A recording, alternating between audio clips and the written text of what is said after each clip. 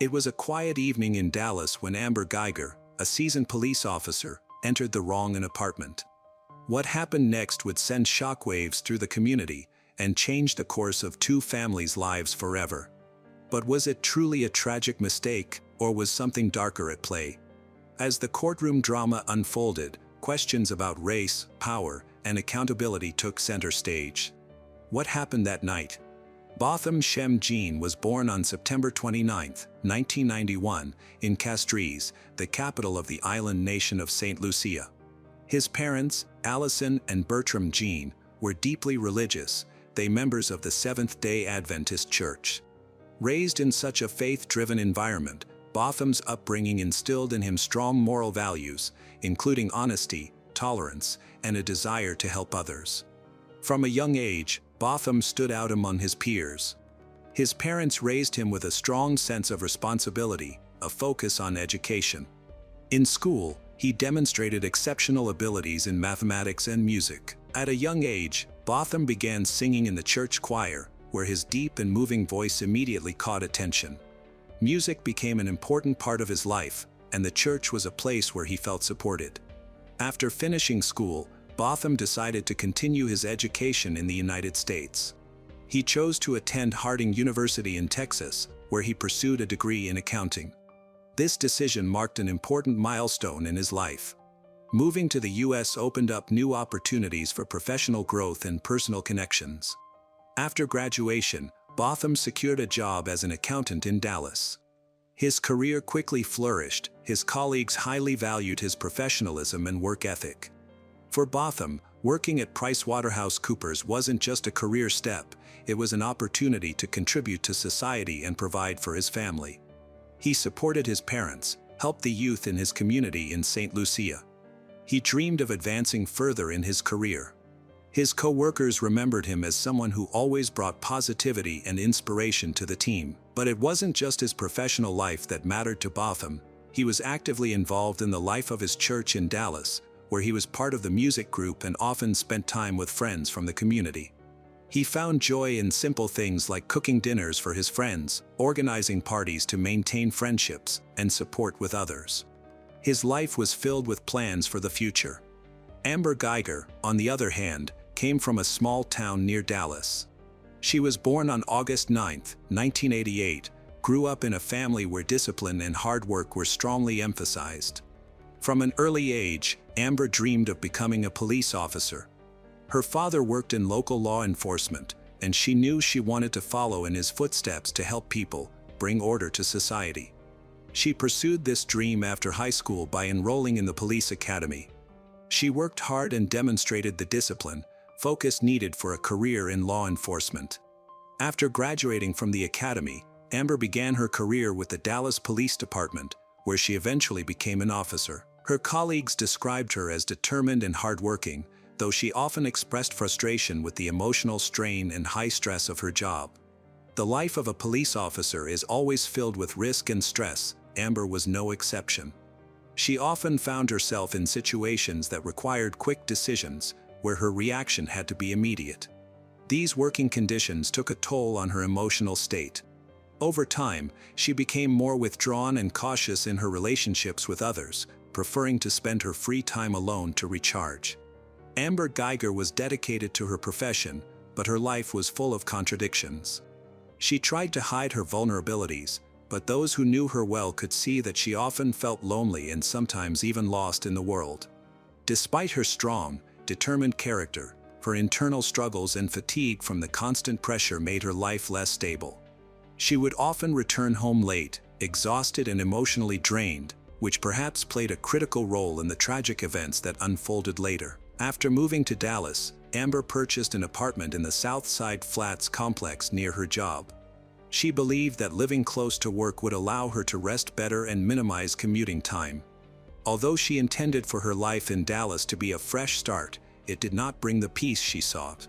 Instead, work stress and emotional strain became overwhelming. It started to dominate her daily life. She frequently struggled to cope with her increasing fatigue. On September 6, 2018, Botham Jean began his day like any other. He woke up early, went to his office in downtown Dallas. It was another hectic day filled with meetings and preparing client reports. Botham was known for his dedication to his work. That day was no exception. His colleagues saw his positive attitude and the smile he spread to those around him. No one could have anticipated that this would be the last day of his life. After finishing work, Botham returned to his apartment in the South Side Flats complex in Dallas. For him, this apartment was a peaceful retreat where he could relax after a hectic day. That evening, he opted for a simple routine, cooking dinner, listening to his favorite music, and unwinding. Cooking was a beloved hobby of his, helped him manage the stress from work. On the other hand, Amber Geiger was just completing a 13-hour shift at the police station. That day had been particularly challenging, filled with calls, patrolling, and paperwork that left her completely exhausted. She felt an overwhelming fatigue that made every part of her body heavy. She just wanted to get home quickly and sleep. As soon as her shift ended, Amber rushed home, looking forward to collapsing into bed for some much-needed rest.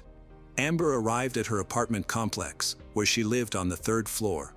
As she made her way to her apartment, she was distracted by messages on her phone, recalling her day. She accidentally took the elevator to the 4th floor instead of the 3rd. The apartment doors looked similar, and in her fatigue, she didn't realize she was at the wrong unit. She noticed that the door to Botham Jean's apartment was slightly open, which made her uneasy. Confused and tired, she feared that someone might have broken into her apartment. Amber took out her service weapon, focused only on the need to protect herself. Amber pushed the door open, stepped inside. Botham, who was in his apartment preparing dinner, heard the noise and turned to the door, feeling confused about what was occurring.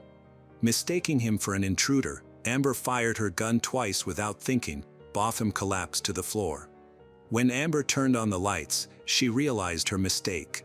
She saw an unfamiliar man lying in a pool of blood, suddenly understood that she had entered the wrong apartment. Overcome by panic and horror, she rushed to Botham to try to help him. She called 911, urgently explaining the situation to the operator, desperately stating that she had entered the wrong apartment unit and had shot someone. Her voice shook with fear and regret as she begged Botham to hold on, repeatedly saying she hadn't intended for this to happen. While waiting for emergency services, Amber tried to stop the bleeding, but her attempts were unsuccessful. Neighbors, alarmed by the gunshots and cries, began to enter the hallway. Some called the police to report the gunfire coming from the apartment complex. When paramedics arrived, they worked to save Botham, but his injuries were too severe. He did not survive. That evening, a young man with a bright future had his life tragically cut short. After the shooting, Amber was arrested and placed in the patrol car of Dallas Police Sergeant Brianna Valentine. Sergeant Mike Mata, Valentine's superior and president of the Dallas Police Association, then approached her. He instructed Valentine to turn off the in-car camera, which recorded audio, so he could speak privately with Amber. Valentine complied with this request.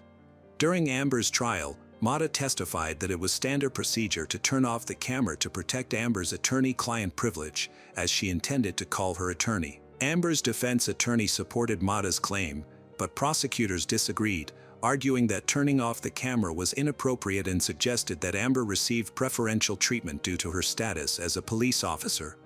Valentine testified that she locked Amber in the patrol car to prevent her from being implicated. However, surveillance footage later showed Mata allowing Amber to exit the patrol car, conversing with her and permitting her to mingle with friends and other officers. At the time, Dallas police policy allowed officers to deactivate recording devices if they believed there would be no further evidence or law enforcement value. Botham's family and the community claimed that turning off the camera led to the loss of important evidence. Valentine stated she would not have turned off the camera had she realized Amber was off duty during the shooting. Mata denied any wrongdoing and expressed openness to an internal affairs investigation. In July 2020, prosecutors referred Mata to a grand jury for tampering with evidence, but the grand jury chose not to indict him. A spokesperson for the Dallas police stated that an internal affairs investigation into Mata's conduct would continue. As investigators collected evidence, the public started to engage in discussions about the incident. The case led to widespread outrage, particularly regarding racial issues and concerns about police misconduct.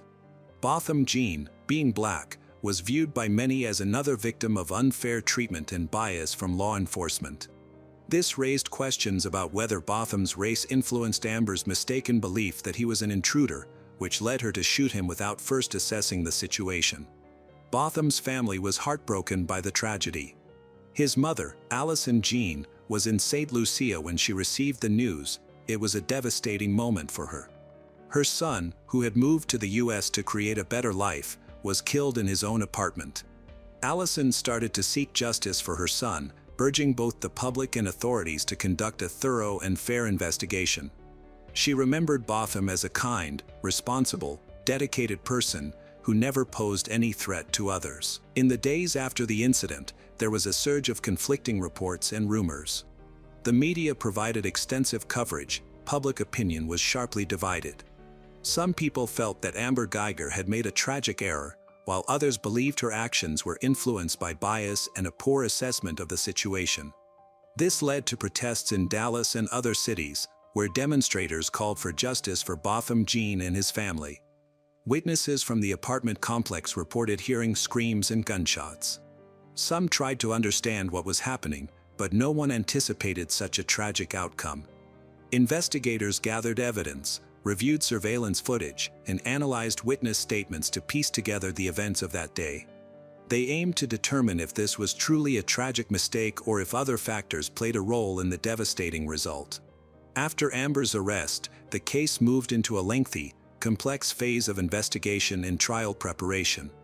Amber was charged with manslaughter. Her attorneys argued that her actions were a tragic, unintentional mistake due to extreme exhaustion from a long shift. However, the prosecution asserted that Amber's behavior was unacceptable for a trained police officer who should carefully assess situations and avoid unnecessary use of force. Key evidence in the case included surveillance footage from the apartment complex where Botham Jean and Amber Guyger lived. The recordings showed Amber arriving at the building, mistakenly going to the wrong floor, and approaching Botham's apartment. Investigators highlighted that she did not pay enough attention to realize she was on the wrong floor.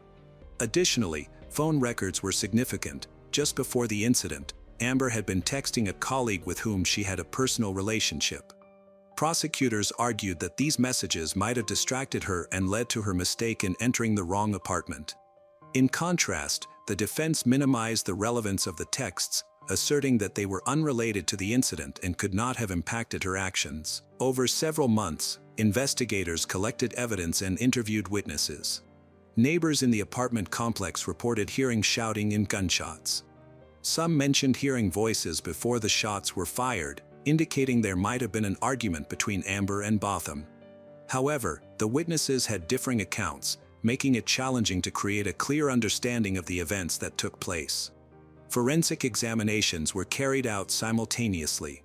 Experts carefully studied the firearm involved in the shooting, the bullet's trajectory, and other physical evidence to establish the locations of Amber and Botham during the incident.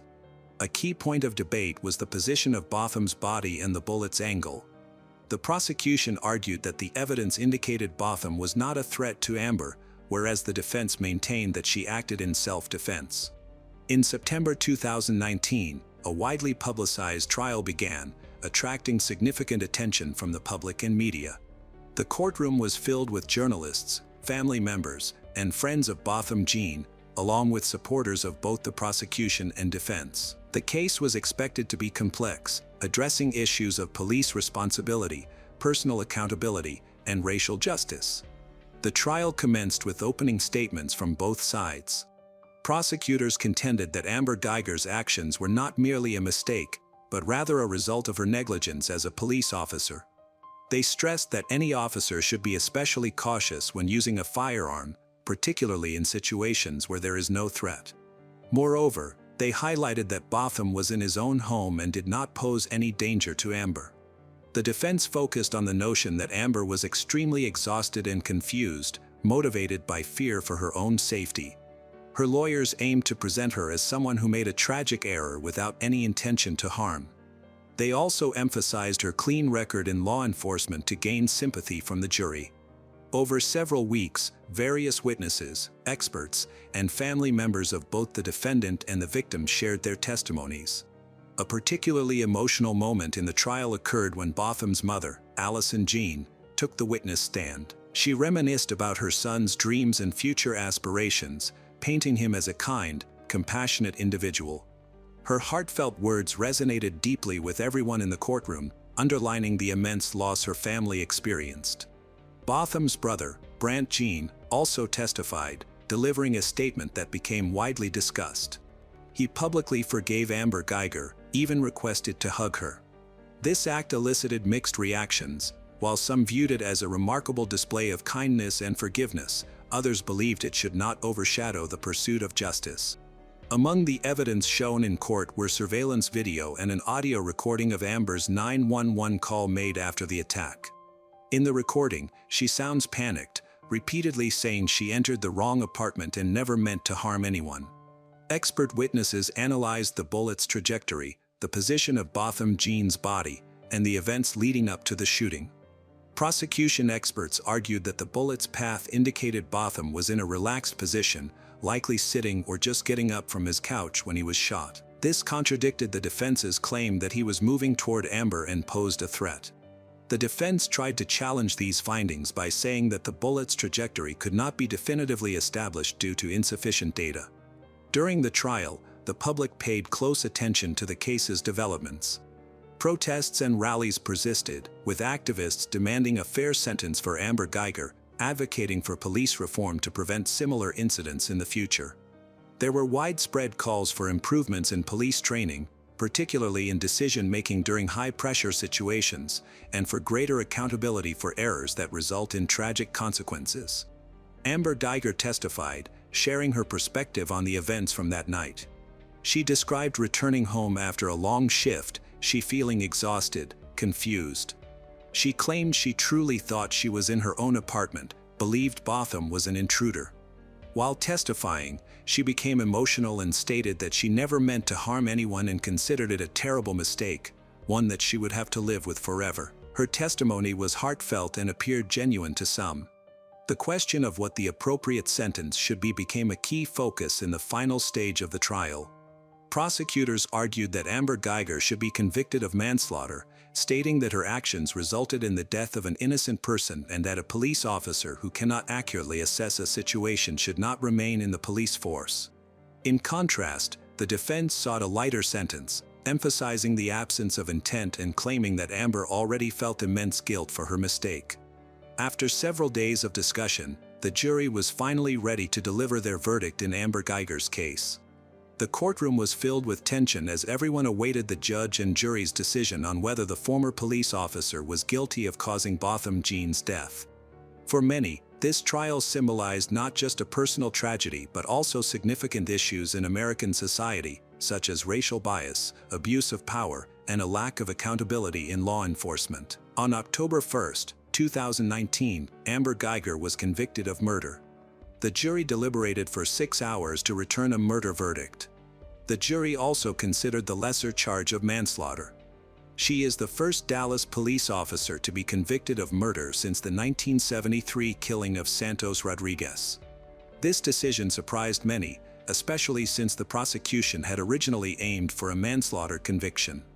The murder charge had more severe penalties and a longer prison sentence. In the courtroom, people expressed relief and held quiet celebrations. This verdict marked an important step toward justice for Botham's family and their supporters who endured the lengthy and difficult trial. On October 2, 2019, Amber Guyger was sentenced to 10 years in prison after a jury deliberated for an hour. In her remarks, the judge acknowledged the case's complexity and tragedy, noting that both sides had suffered significant losses. She pointed out that Guyger had made a serious mistake that resulted in an innocent person's death. Despite the weight of the sentence, many believed that 10 years was too lenient for such a grave error. While some accepted the court's decision, others felt it was inadequate. Activists and supporters of the Jean family argued that the sentence did not adequately reflect the seriousness of the crime and was insufficient punishment for the life lost. Protests continued in Dallas and other cities, with many calling for more reforms in the criminal justice and law enforcement systems. This case became a symbol of the fight for justice and highlighted the ongoing challenges Black Americans face with law enforcement. Amber Guyger was in a state of shock after the verdict and sentencing. She repeatedly insisted that she did not intend to harm anyone and that it was a tragic mistake. Her attorneys filed an appeal to reduce her sentence, arguing that 10 years was too severe for someone who acted out of confusion, stress, and exhaustion. Nevertheless, once the trial ended, Guyger was taken into custody to begin serving her sentence. Botham Jean's family expressed their gratitude to everyone who supported them during the lengthy trial. His mother, Allison, mentioned that while the verdict brought some sense of closure, it could never bring her son back. She stressed the need for systemic reforms in the justice system and law enforcement to prevent similar tragedies in the future. She continued to advocate for changes within police departments, hoping that her son's case would inspire meaningful progress. On October 16, 2019, Amber's attorneys filed an appeal requesting a new trial. On August 7, 2020, they filed another appeal, alleging that there was insufficient evidence to convict her of murder. This appeal sought to have the conviction either overturned or reduced to negligent manslaughter, accompanied by a new hearing for sentencing on the lesser charge. On January 13, 2021, the Dallas City Council voted unanimously to rename approximately 4 miles of South Lamar Street from Interstate 30 to the South Central Expressway as Botham Jean Boulevard. This street passes by Jean's former apartment building and the Dallas Police Headquarters. On August 5, 2021, the Fifth Court of Appeals of Texas upheld Amber Guyger's murder conviction, unanimously concluding that the jury's verdict was reasonable and that Amber's own testimony supported the murder conviction.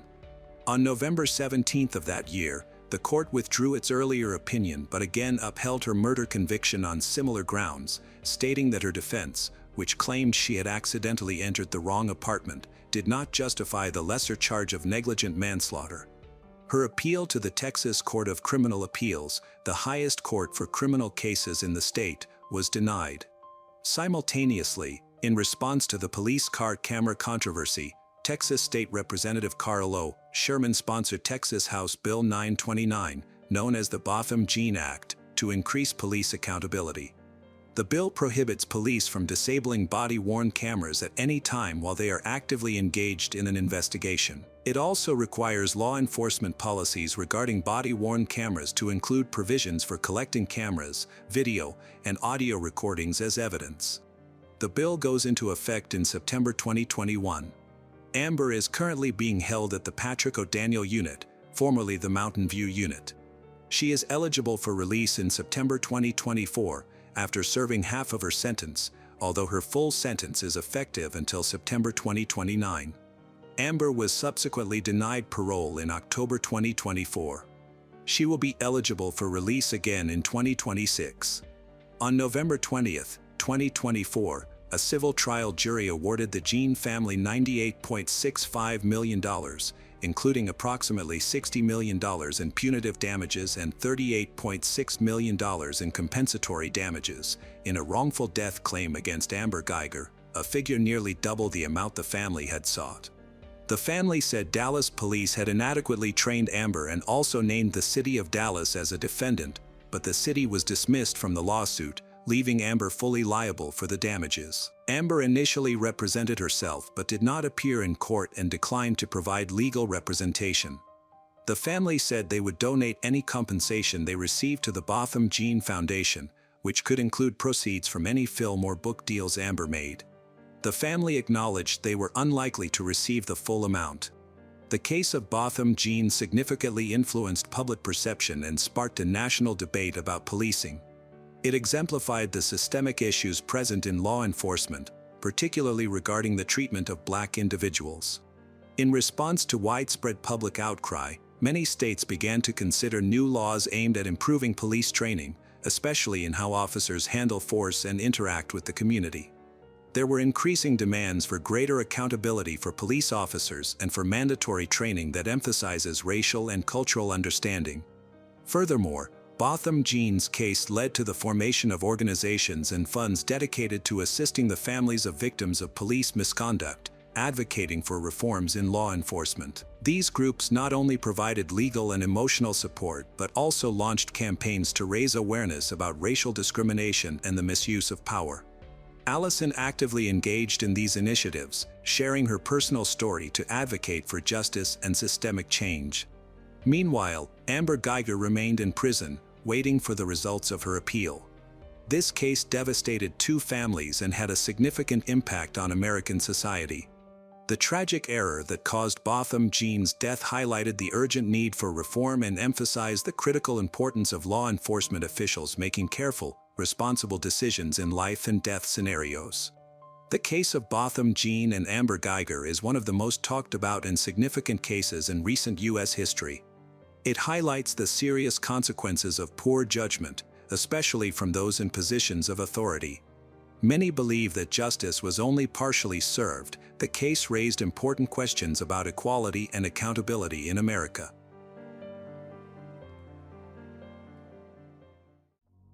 Kathleen Daphne and David Franklin Bagby met in the 1960s when they went to Disneyland with mutual friends. At that time, David was serving in the U.S. Marine Corps. He was intelligent, charming, and sociable, which caught Kathleen's attention right away.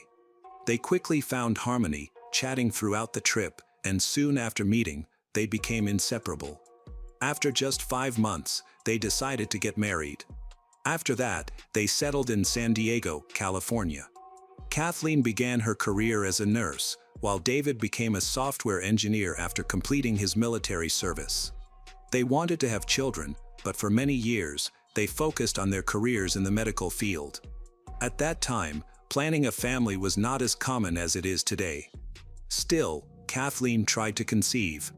They also considered adopting from an orphanage. Finally, their joy came when they had a baby boy named Andrew. The family of 3 then moved to the suburbs of San Jose. From a young age, Andrew was friendly and outgoing, participating in various activities and earning awards for his hard work. He had a best friend named Kurt, with whom he shared a passion for creating funny videos. Andrew was very close to his family and prioritized spending time with them. When he started college, he began dating Heather, who was also studying in a similar field. Andrew aspired to become a doctor, inspired by his mother's nursing career. This shared interest deepened their bond, as they often discussed medicine together. The family appeared to be very harmonious and seemed like a model for others.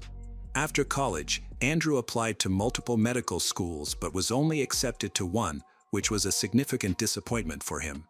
He felt anxious and planned to reapply the following year, intending to work in the meantime to ease the financial burden on his parents.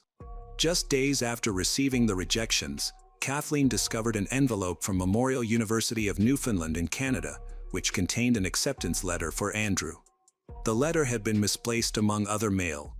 This news drastically changed Andrew's life. In 1995, he moved to St. John's, Canada, where the university was located. The following year, Heather also decided to attend the same university and moved there, but their relationship began to struggle after a few months. A traumatic experience unfolded for Andrew when his girlfriend, Heather, unexpectedly ended their engagement without any explanation. To cope with this pain, he focused intensely on his studies. This continued until his 3rd year of college, when, in the spring of 1999, he met a woman named Shirley Turner. This marked Andrew's first relationship after his breakup with Heather. Initially, everyone, especially his friends and family, welcomed the news, relieved that he was open to dating again. However, the initial happiness was short-lived. Shirley was significantly older than Andrew. He was 26, and she was 38. This age difference led to misunderstandings between them. Shirley had graduated from Memorial University and worked as a teacher for many years. In the mid-1990s, she decided to return to school for medical training and earned her diploma in 1998, becoming a resident in various hospitals. By this time, Shirley had gained a questionable reputation for allegedly mistreating patients and being involved in conflicts.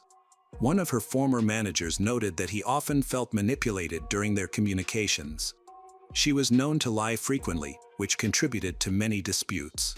From the start of their relationship, Shirley was very controlling. She wants to be with Andrew all the time, but his friends find her reliance a bit excessive.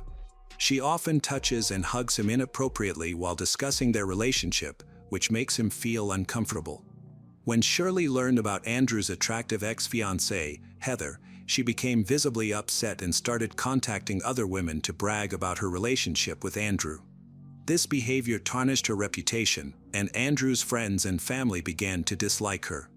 They subtly suggested that he could find someone better, given his kind nature and good looks. However, after breaking up with Heather, Andrew struggles with low self-esteem and genuinely feels that Shirley is the best person he could have. After graduating from university in 2000, Andrew moved to Syracuse, New York, hoping to find a job at a medical center. At the same time, Shirley relocated to Sac City, Iowa, a small town with a population of about 2,000, where she signed a 10-year contract to work at the county medical center. Andrew's family was relieved that the two had finally separated and would no longer be in contact. However, despite the distance, Shirley was determined to maintain her connection with Andrew and continued to pursue him. Andrew was very busy with work, which made it difficult for him to visit Shirley. However, Shirley often traveled on business trips to see him. During her visits, she often called him on his home or mobile phone. On one occasion, she stayed at his apartment until he had to leave for work. After they said goodbye, Shirley called him, claiming that she had left her purse behind. Andrew gave her his keys, and when he returned home from work, he discovered that many more items were missing than just her purse. This makes him doubt her honesty. However, despite feeling betrayed, Andrew still believes he doesn't deserve a better relationship and chooses to stay in his relationship with Shirley. About a year later, Andrew realized he was unhappy with his job and living situation, so he moved to Throop, Pennsylvania, a small town with a population of 88,000.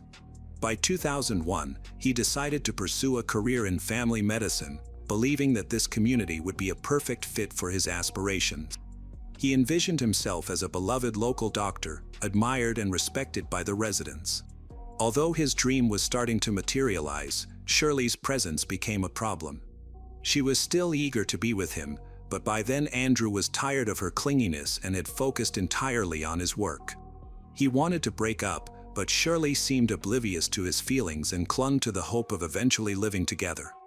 Andrew began to ignore Shirley, but she became increasingly obsessed. She sends him 30 voice messages a day.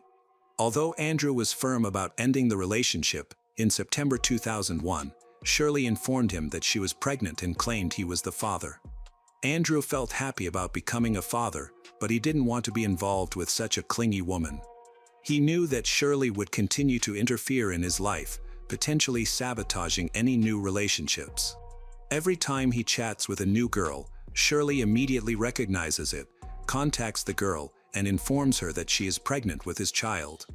Unsurprisingly, these new relationships never lasted. As time went on, Shirley publicized her pregnancy and Andrew's supposed fatherhood. Initially, she considered having an abortion but later announced her decision to keep the baby. Her manipulations worked. Within a month, she convinced Andrew to restart their relationship, and they even contemplated engagement. By late October 2001, Shirley met with Andrew's friends and family, and it was evident that she was pressuring him to reconcile. On November 3rd, she left for a trip, and Andrew hoped this distance would give him peace. However, just 2 days later, on the morning of November 5th, 2001, she showed up at his door again. Andrew needed to go to work and didn't want to engage with Shirley, but she insisted on having a serious conversation, so he reluctantly allowed her to stay in his apartment. He informed her that they could talk later at Keystone Park. Throughout his workday at the hospital, Andrew's colleagues noticed his anxiety. When they asked what was troubling him, he described his unsettling encounter with Shirley. They advised him to cut ties with her as soon as possible and not waste any more time. Determined to end the relationship, Andrew planned to meet Shirley that evening and hoped to be free by 7:30 p.m. He was looking forward to meeting his best friend Clark at a bar at 9 p.m. to celebrate his newfound freedom from her obsession. Clark arrived at the bar on time, but Andrew never showed up, which worried him since Andrew had never been late before. Clark assumed that Andrew's conversation with Shirley had run long and thought they would see each other in the morning at work. However, when that didn't happen and Andrew missed his shift the next day, Clark began to panic. Andrew didn't answer calls from Clark, his friends, or his parents. By 9 a.m., Clark considered calling the police, but he didn't have to. News broke on television that a man in medical attire had been found dead in Keystone Park. The man was identified as Andrew Bagby, who was 28 years old. A homeless person had found his body in the parking lot next to his car at 6 a.m. He had been attacked 5 times in the back, face, and chest, and it appeared he was attacked again in the back of the head while he was already down. Clark immediately contacted the police, informing them that they wouldn't have to search for the suspect long because he knew who Andrew had been with prior to the incident, Shirley. He explained their conflict and mentioned that Andrew had intended to break up with her that evening at Keystone Park. However, Shirley does not accept this and wants to get back together with Andrew. The connections were too apparent. The detectives took this information seriously and reached out to Shirley, who was already back in her hometown in Canada. She claimed that she had been in Iowa all day, sick, and then with her parents. This was clearly a lie because she went to talk to Andrew and stayed at his apartment. By this time, the police had interviewed many of Andrew's friends, colleagues, and relatives, all of whom pointed to Shirley as the person with whom he had conflicts. None believed her story. The key evidence came from a witness who saw a Toyota RAV4, matching Shirley's car, in the parking lot at 6:10 p.m. The authorities, however, chose to take their time, planning for the next 2 weeks to gather a solid case against her before filing charges. Evidence strongly suggested that Shirley was guilty. Her initial lie was quickly proven to be false, and CCTV footage, along with phone call records, showed that she had been near Andrew's house early that morning, November 5, 2001. Shirley had purchased a .22 caliber pistol and received firearms training from an instructor, who noted that the pistol had a peculiar malfunction. At the crime scene, police found 5 spent cartridges and 1 unspent cartridge, which could be linked to the malfunction, especially since Andrew was shot with the same type of weapon. The detectives wanted to examine Shirley's pistol, but she claimed she could not find it. She maintained that she had spent November 5th in bed in Iowa, but the police caught her in a lie when they presented CCTV evidence and call recordings from her journey to see Andrew. She left a considerable digital footprint, frequently contacting him in an attempt to rekindle their relationship. When Shirley arrived at Andrew's apartment that morning, he let her in and even allowed her to wait there until he returned from work. During her visit, a pack of condoms went missing from his home, and a pack from the same batch was subsequently found at Shirley's house in Iowa after the incident. This further indicated that she was not being truthful, as she seemed to forget critical details. It seemed strange that Heather also witnessed the tragic incident. Although she had tried to avoid meeting Shirley, Shirley managed to confront her. Shirley made statements claiming that Andrew loved her more and that their intimate relationship was more fulfilling. Their love, despite Andrew's passing, will forever be in heaven, which scares Heather so much that she decides to file a restraining order against Shirley. Notably, shortly after the funeral, Shirley quickly prepared to go to Canada to assist the authorities. In an effort to draw her back to the U.S., Andrew's family planned another memorial service and invited her, but she declined the invitation. Currently, U.S. police must cooperate with Canadian authorities due to procedural issues. This coordination is very slow, and in the meantime, Shirley may remain free. The Canadian police arrested her on December 12, 2001, but discussions about extradition had not yet begun because of additional bureaucratic hurdles. It was expected that she would remain in jail until then. However, she was released on bail the very next day. She was required to surrender her passport and report to the police weekly. Notably, her psychiatrist assisted in the process and even paid part of her bail. In addition, she was instructed to refrain from contacting 8 individuals who have restraining orders against her, including her ex-husband and several others. As detectives investigated Shirley's background, they were alarmed by her behavior. She had been married twice and had 2 children with her first husband. However, she had cheated on him with another man who became her second husband, with whom she had another child before getting divorced. In 1993, Shirley lived with a roommate who was appalled by her treatment of her children. Shirley often hit them, sometimes using objects, which led her roommate to move out and report Shirley's actions to the authorities. Witnesses confirmed that Shirley would physically abuse her children and leave them home alone for over a day. However, her second husband denied these allegations and claimed that she was a good mother. In January 1990, she relinquished custody of her children to their biological fathers and carried on as if nothing had happened. Later, detectives found another boyfriend, who described how cruel she was. On one occasion, she struck him in the face with her shoe multiple times, although he wasn't seriously injured. He decided to break up with her after finding her unconscious in her room, showing signs of prescription drug abuse. She was in her underwear, surrounded by roses and letters, including one addressed to her psychiatrist, in which she stated that she wasn't angry but merely unwell. Shirley's behavior was alarming, yet it seemed normal due to her lack of empathy and inadequate treatment, which allowed her to harm those close to her. This ultimately led to a tragic incident. After her release on bail, Shirley held a press conference revealing that she was 4 months pregnant. Upon learning this, Andrew's parents, Catherine and David, sold everything they owned and moved to Canada to seek custody of the child, believing that he is Andrew's son. Shirley's son, Zachary, was born on July 18, 2002, and a DNA test confirmed that Andrew was his father. However, when Catherine and David arrived at the hospital, Shirley refused to let them see their newborn grandson. Given Shirley's behavior with her other children, they feared for Zachary's safety and were distressed by the slow pace of the Canadian legal system. Their attempts to gain custody faced numerous obstacles, and they worried about Zachary's well-being under his mother's care. Extradition to the U.S. was repeatedly delayed for various reasons. In the end, Catherine and David were allowed only 1 hour a week to visit Zachary, and these meetings were monitored as if they posed a threat to him. They had to undergo searches before each visit. Despite these challenges, Zachary brought joy to them, who had lost their only child and were unable to have more. In November 2002, there was finally some progress. Shirley was incarcerated, and the process for extradition to the U.S. began. She willingly transferred full custody of Zachary to Andrew's parents, Catherine and David, but this transfer included certain stipulations. Shirley insisted on daily phone calls and required them to visit her in prison once a week. Catherine and David were diligent, never missing a visit to comply with her conditions, fearing that any sign of neglect could lead to her taking away their custody rights. In January 2003, Shirley was released from custody again.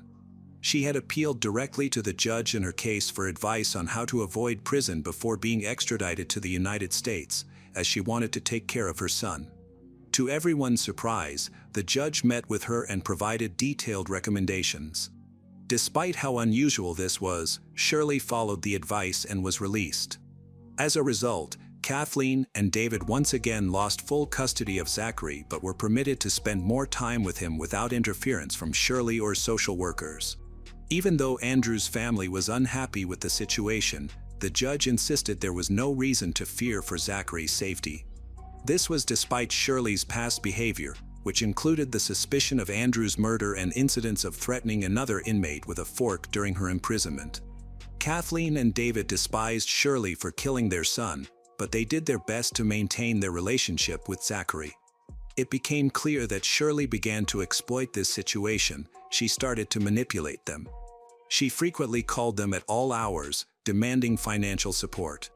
Additionally, she often brought up Andrew's death, a topic that Kathleen and David were desperate to avoid.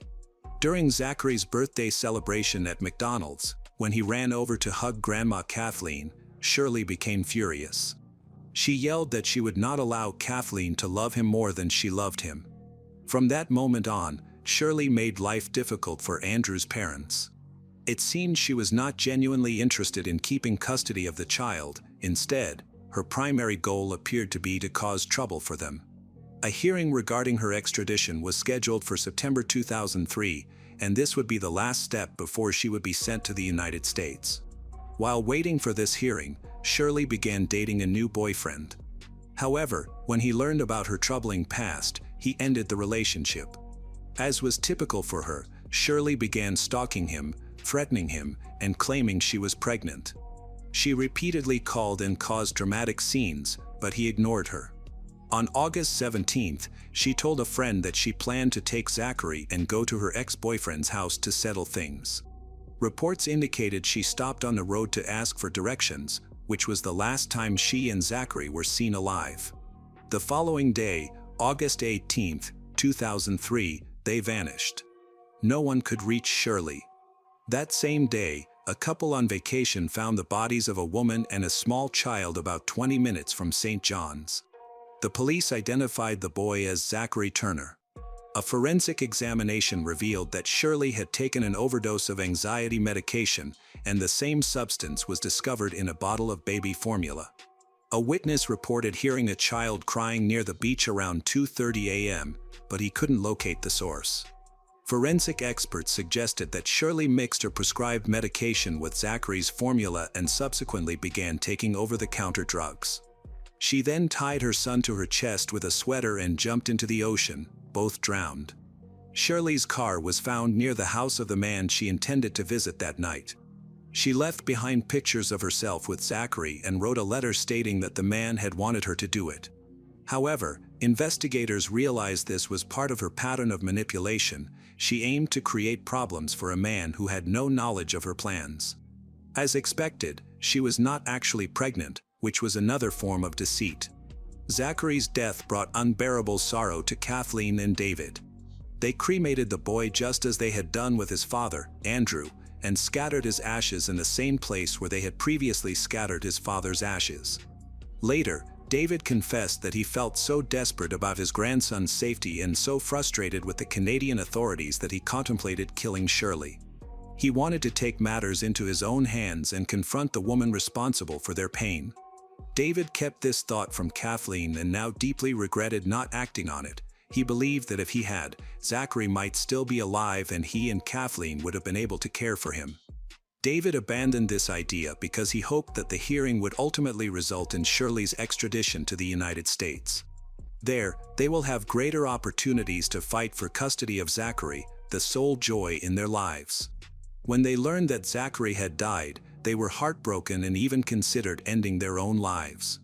However, they chose instead to pursue justice to prevent other families from experiencing similar tragedies.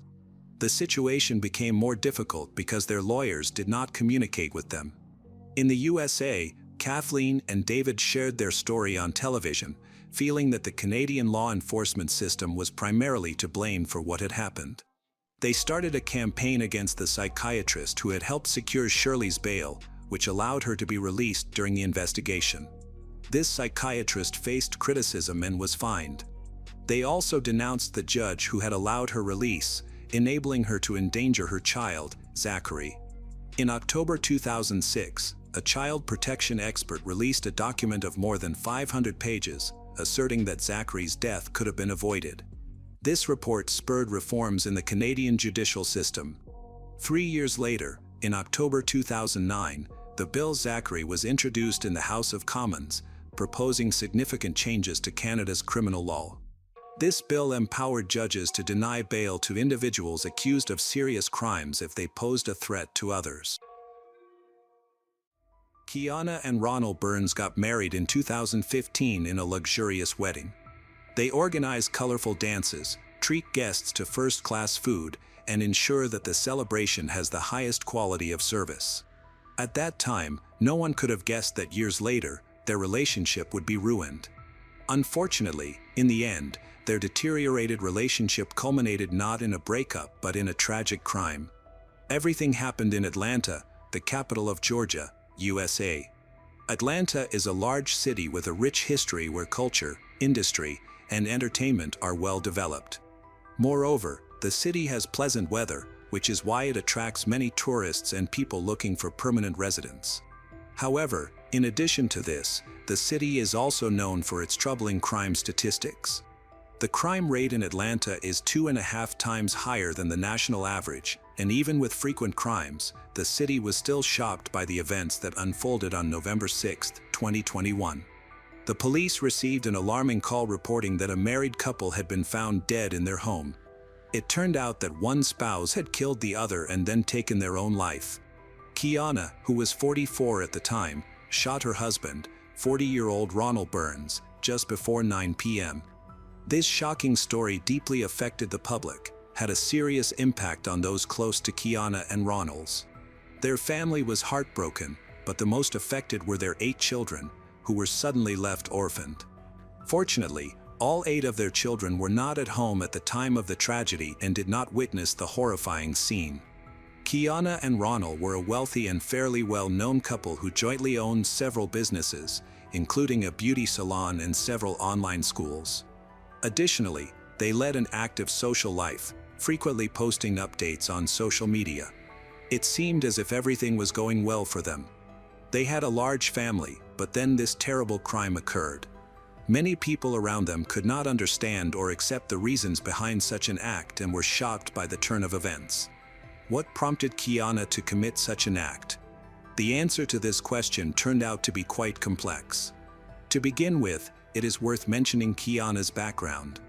She was born on September 15, 1977, and spent most of her early childhood in Missouri. From a young age, she knew she wanted to succeed in life, so after graduating from high school, she decided to study cosmetology. Once she enrolled, she realized she had made the right choice. She had a real talent for her craft, worked well with her hands, and easily made new connections. Soon after completing her studies, her work was appreciated by the residents of St. Louis. Her business is growing steadily. It developed into one of the most successful beauty salons in St. Louis. By that time, she had opened a second location, had no shortage of clients or employees. Both her business and herself were flourishing. As for her husband, Ronald was born on May 14, 1975. He was tall, had a good physique, and considered himself a successful businessman. During his high school years, Ronald developed an interest in basketball, which played a significant role in his life. He participated in the state championship in 1994, was known as a goal-oriented and competitive player. Perhaps it was this competitive spirit that drove him to seek self-improvement. While Kiana was busy building her career, Ronald turned his attention to multi-level marketing companies and other questionable schemes, believing they would lead him to success. Despite his inclination towards dubious business practices, Ronald was skilled at networking and building beneficial connections.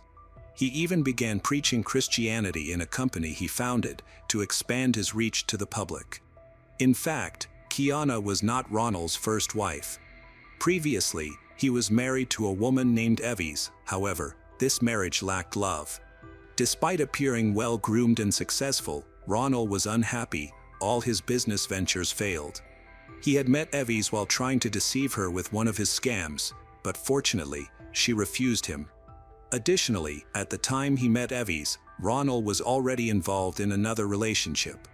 However, due to fate or perhaps his newfound relationship, cracks began to show in this marriage. In 2016, they participated in a popular reality show, Divorce Court, to address their family issues. Their story was broadcasted, and Ronald attempted to portray himself as an innocent victim of the relationship. However, it was clear to everyone that he was a narcissistic and deceitful individual. In fact, he admitted on camera to cheating on his wife, although it remains unclear with whom. Many believe he was already involved with Kiana at that time. Evie, on her part, claimed that Ronald was irresponsible with money, often spending her funds recklessly, and could not maintain a full-time job. Ultimately, Ronald divorced Evie and quickly entered into a relationship with Kiana. Kiana was of great interest to Ronald because she was a successful careerist. She had an established business by the time they met. Ronald wanted to take part in her success. As for Kiana, she was attracted to Ronald because of his confidence, ability to find and establish useful connections. Both saw each other as ideal partners for creating a successful business, then decided to enter into a relationship, eventually leading to their marriage. On September 13, 2015, they officially became one family. They spared no expense for the celebration, inviting a large number of guests and renting a huge banquet hall. Given that both spouses had enormous egos, it is not surprising that they chose to have such a lavish celebration. From Kiana's side, Ronald appeared as an incredibly successful person who, when joined with her, could truly create something worthwhile. Additionally, Kiana's financial stability and Ronald's experience seemed like a winning combination. However, these expectations were not met. All their business ventures eventually collapsed, except for Kiana's beauty salon. From that moment on, despite Ronald's lack of income, he began to convince everyone around him that he was a successful businessman. His social media posts often portrayed a flattering image that successfully concealed their dire financial situation. Those who feel the need to brag about their success and luxury are often the most insecure individuals. Ronald and Kiana used their luxurious lifestyle to mask their problems, often sharing happy photos together. For example, on May 6, 2020, Kiana posted on Instagram about her husband gifting her a new Maserati Levante. Their posts highlighted how they attended expensive parties, traveled, enjoyed life, with Kiana always impeccably dressed with styled hair and makeup. In turn, Ronald frequently posted about his business endeavors, claiming that everything he took on was successful and profitable. Both spouses, as devout Christians, added quotes from the Bible or other sacred texts to their posts. They also shared photos from their luxurious mansion, showcasing their wealth and family life in detail. However, these images were just a facade. Their family was experiencing significant difficulties.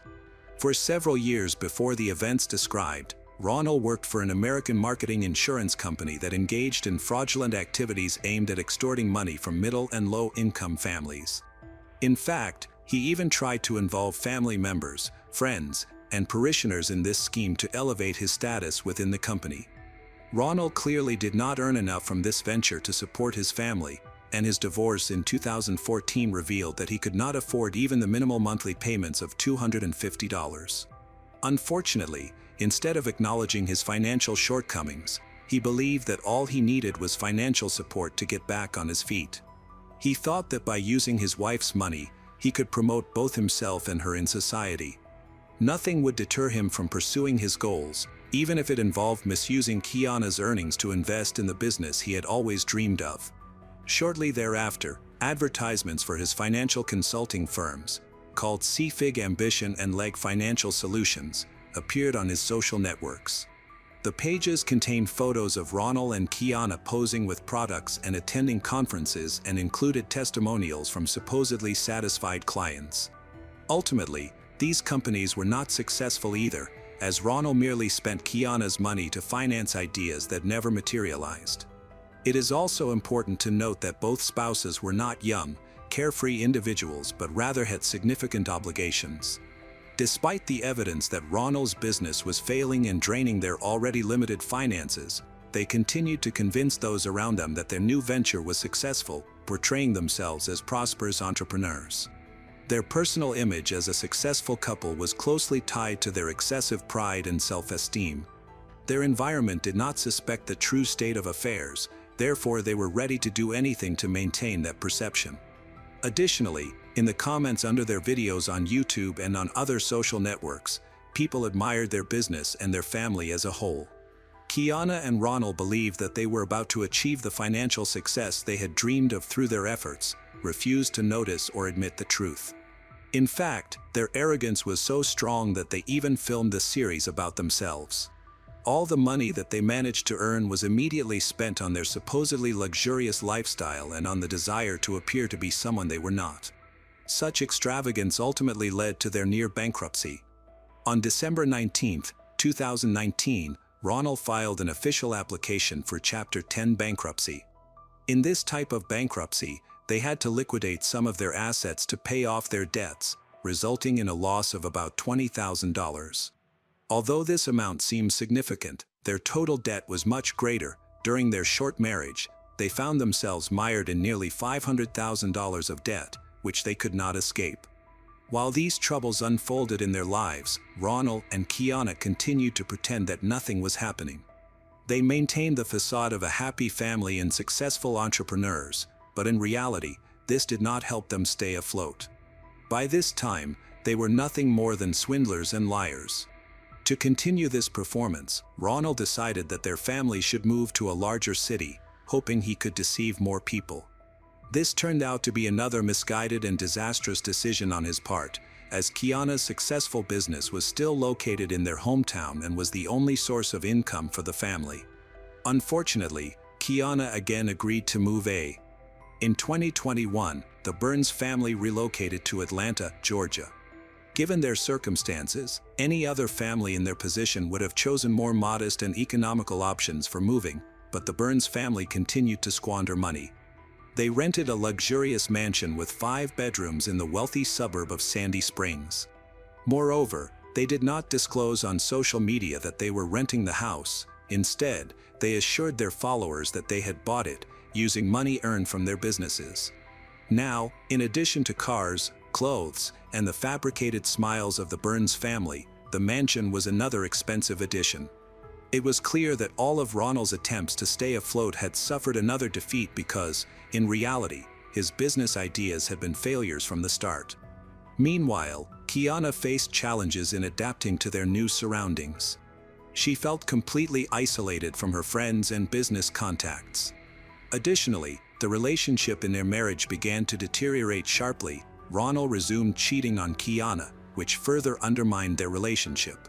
In fact, Ronald was primarily interested in her money. At one point, he even published a video on social media in which he lamented the difficulties in his marriage. Although the video was later deleted, it led to a major argument between him and Kiana, nearly resulting in divorce. This revelation shocked their subscribers, but it became clear to everyone what kind of person Ronald was. Upon careful listening, it became apparent that his primary concern was his business and the money he stood to lose along with a divorce. Now that they had neither love nor money left, both were thoroughly disillusioned with each other. Their carefully constructed image began to exert even greater pressure on them. Kiana likely felt that she should have ended the marriage and returned to life without Ronald, but for some reason, she continued to stay with him. After moving to Atlanta and discovering Ronald's infidelity, she also found herself another man. The irony is that despite Ronald's own infidelities, he considered Kiana's betrayal to be unforgivable and filed for divorce. In the documents filed on October 10, 2021, Ronald cited Kiana's infidelity as the reason for the divorce, while their family and friends were completely unaware of it. He concealed the truth from the public. If he were to announce about his wife's infidelity, it would clearly not contribute to his image as a successful person. Kiana, however, did not hide the fact that something was wrong in their marriage. She stopped mentioning her husband on her Facebook page and soon began to post only selfies and videos of herself. Among her posts was a video from a club, making it clear that Kiana was there alone. This was Kiana's most overt statement about the problems in their marriage.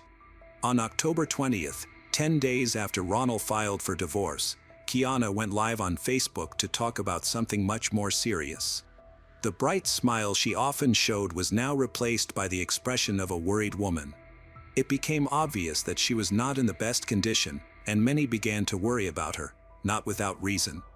After that day, Kiana's condition worsened dramatically. Just 3 days later, on October 23rd, she wrote on her page, "God is my witness, I would do anything to wake up from this nightmare. God, I need strength." Kiana was on the verge of a nervous breakdown and clearly could no longer stand the hell that surrounded her every day. She was left completely alone in a new city. Her business and family remained in St. Louis. The business she believed in had failed, and besides, the husband in whom she had invested so much no longer loved her. Kiana sincerely believed that there was no way out of this nightmare. Unfortunately, this situation ended in the most terrible way imaginable. On November 6, 2021, the serene silence of the wealthy Sandy Springs area was broken. First, screams were heard from the Burns house, and a little later, shots were fired. The police were alerted soon after one of Ronald's daughters reported domestic violence. A little later, Kiana herself called the police, telling them that she had just shot her husband and asking them to send help as soon as possible. Although the police and ambulance arrived quickly, it turned out that after the call, Kiana attacked herself as well. At this time, Kiana was still alive, however, they could not save her. That day, both Kiana and Ronald died. Although the details of what actually happened in that house remain a mystery, it is clear that the spouses had been arguing for some time, and during the quarrel, Kiana pulled out a weapon. What ultimately led to this tragedy shocked everyone. The self-confident, promiscuous swindler took everything he could from his wife, who was too proud and angry to let him go. As a result, both spouses died. Their reputation, which they had cared so much about over the last few years, would now be revealed to their subscribers, who would come to know the kind of people they truly were. That they had lied to themselves and others all this time. Yes, Kiana and Ronald managed to hide their secrets until the very moment of death, but it was clearly not worth it. Now their 8 children will grow up without parents, and the truth about Kiana and Ronald has finally come out. Brian and Beverly originally met at a mutual friend's party in the spring of 2001 when they were both attending college. From the very first moment, they felt a special connection. What started as friendship quickly blossomed into a deep relationship, making them inseparable. That summer, they grew even closer when they introduced each other to their families, who welcomed them warmly, recognizing that Brian and Beverly were a perfect match. Their shared passion for adventure has made them even more bonded to each other. Beverly was an energetic and athletic person, excelling in baseball and track, while also effortlessly playing the guitar and learning new languages. Her warm personality and bright smile endeared her to her friends. Brian had a love for thrills and enjoyed extreme sports like rock climbing, surfing, and scuba diving, always seeking new challenges without letting fear stop him. Despite their close relationship, they decided to wait until they completed their studies to get married. Once they graduated, they focused on building their future and saving for their own home. Brian started working for an industrial company, while Beverly pursued a career in hotel administration, where her language skills were an asset. On May 15, 2006, they exchanged vows in a stunning seaside ceremony surrounded by close family and friends. Their honeymoon was filled with adventures as they traveled to several countries before returning home to start their next chapter. They settled in the quiet town of Graham, Pennsylvania, purchasing a beautiful house near a river and a dense forest, an ideal place to establish their lives together. Brian continued his career as an engineer, while Beverly transitioned to translation work and pursued further studies. They quickly integrated into the local community, making friends and enjoying their peaceful new life. However, their happiness was short-lived. On the morning of November 17, 2007, Stephen, a longtime friend of Brian, arrived at Brian's house for a planned fishing trip. When he knocked on the door, no one answered. Initially, he thought Brian might be asleep, so he knocked again, louder this time, but still received no response. Feeling uneasy after about half an hour of waiting in his car and trying to call without success, Stephen decided to go fishing alone. As the day went on with no news from Brian or Beverly, Stephen became increasingly concerned. That evening, he returned to their house and knocked again, but again there was silence. Feeling more worried, he decided to investigate further. He walked around the property and looked through the windows, but the house was dark, which felt wrong to him. When he reached the garage, he saw that Brian and Beverly's car was parked inside. This puzzled him. If they were home, why weren't they responding? He approached the living room window and pressed his face against the glass, trying to see inside. Although the dim light made it hard to see, something on the floor caught his eye. The television was upside down, and next to it lay a large, motionless object. Stephen's heart raced. He quickly ran to his car, grabbed his flashlight, and aimed it through the window. What he saw sent chills down his spine. 2 bodies lay motionless on the floor, partially covered by a blood-stained blanket. In a panic, he reached for his phone and called 911. His voice trembled as he reported what he had just witnessed, urging the authorities to come immediately. He waited outside, unable to look away from the tragic sight. When the police arrived, Stephen was the first to be questioned. He recounted everything: the planned fishing trip, the unanswered calls, and the horrifying discovery. He felt a rush of regret, wishing he had checked the windows sooner. Inside the house, the scene was grim. The front door was unlocked and showed no signs of forced entry, raising suspicions. In the living room, the bodies of Brian and Beverly lay motionless, just as Stephen had envisioned. Initial findings indicated that they had been dead for at least 12 hours, each having suffered 3 gunshot wounds from a large-caliber weapon. The accuracy of the shots suggested that the assailant acted deliberately and was likely someone experienced. But what was the motive behind this act? There were no signs of robbery, nothing had been taken. Their wallets, phones, and cash were left untouched. There were also no indications of a struggle, as if the assailant had come with one purpose: execution. One concerning issue is that the bodies were moved after the murders took place. Blood smeared across the floor revealed drag marks, and the attacker had made a clumsy attempt to clean up, leaving smudged streaks of blood on the walls and furniture that illustrated the horrifying incident that had unfolded. Despite attempts to eliminate evidence, forensic specialists were able to piece together what had happened. 6 spent shell casings were found at the scene, indicating that one person fired all the shots.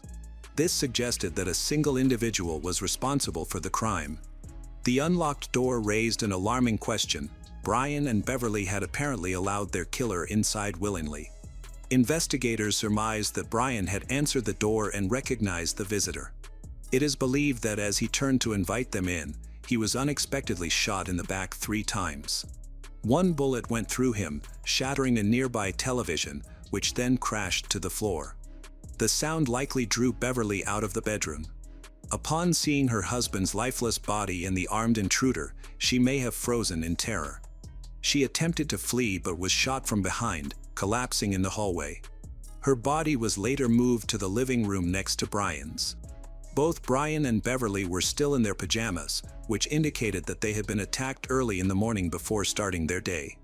One puzzling aspect is that the murderer covered the bodies with a blanket. Could this be an act of remorse, or merely an attempt to conceal the crime? No one can be certain.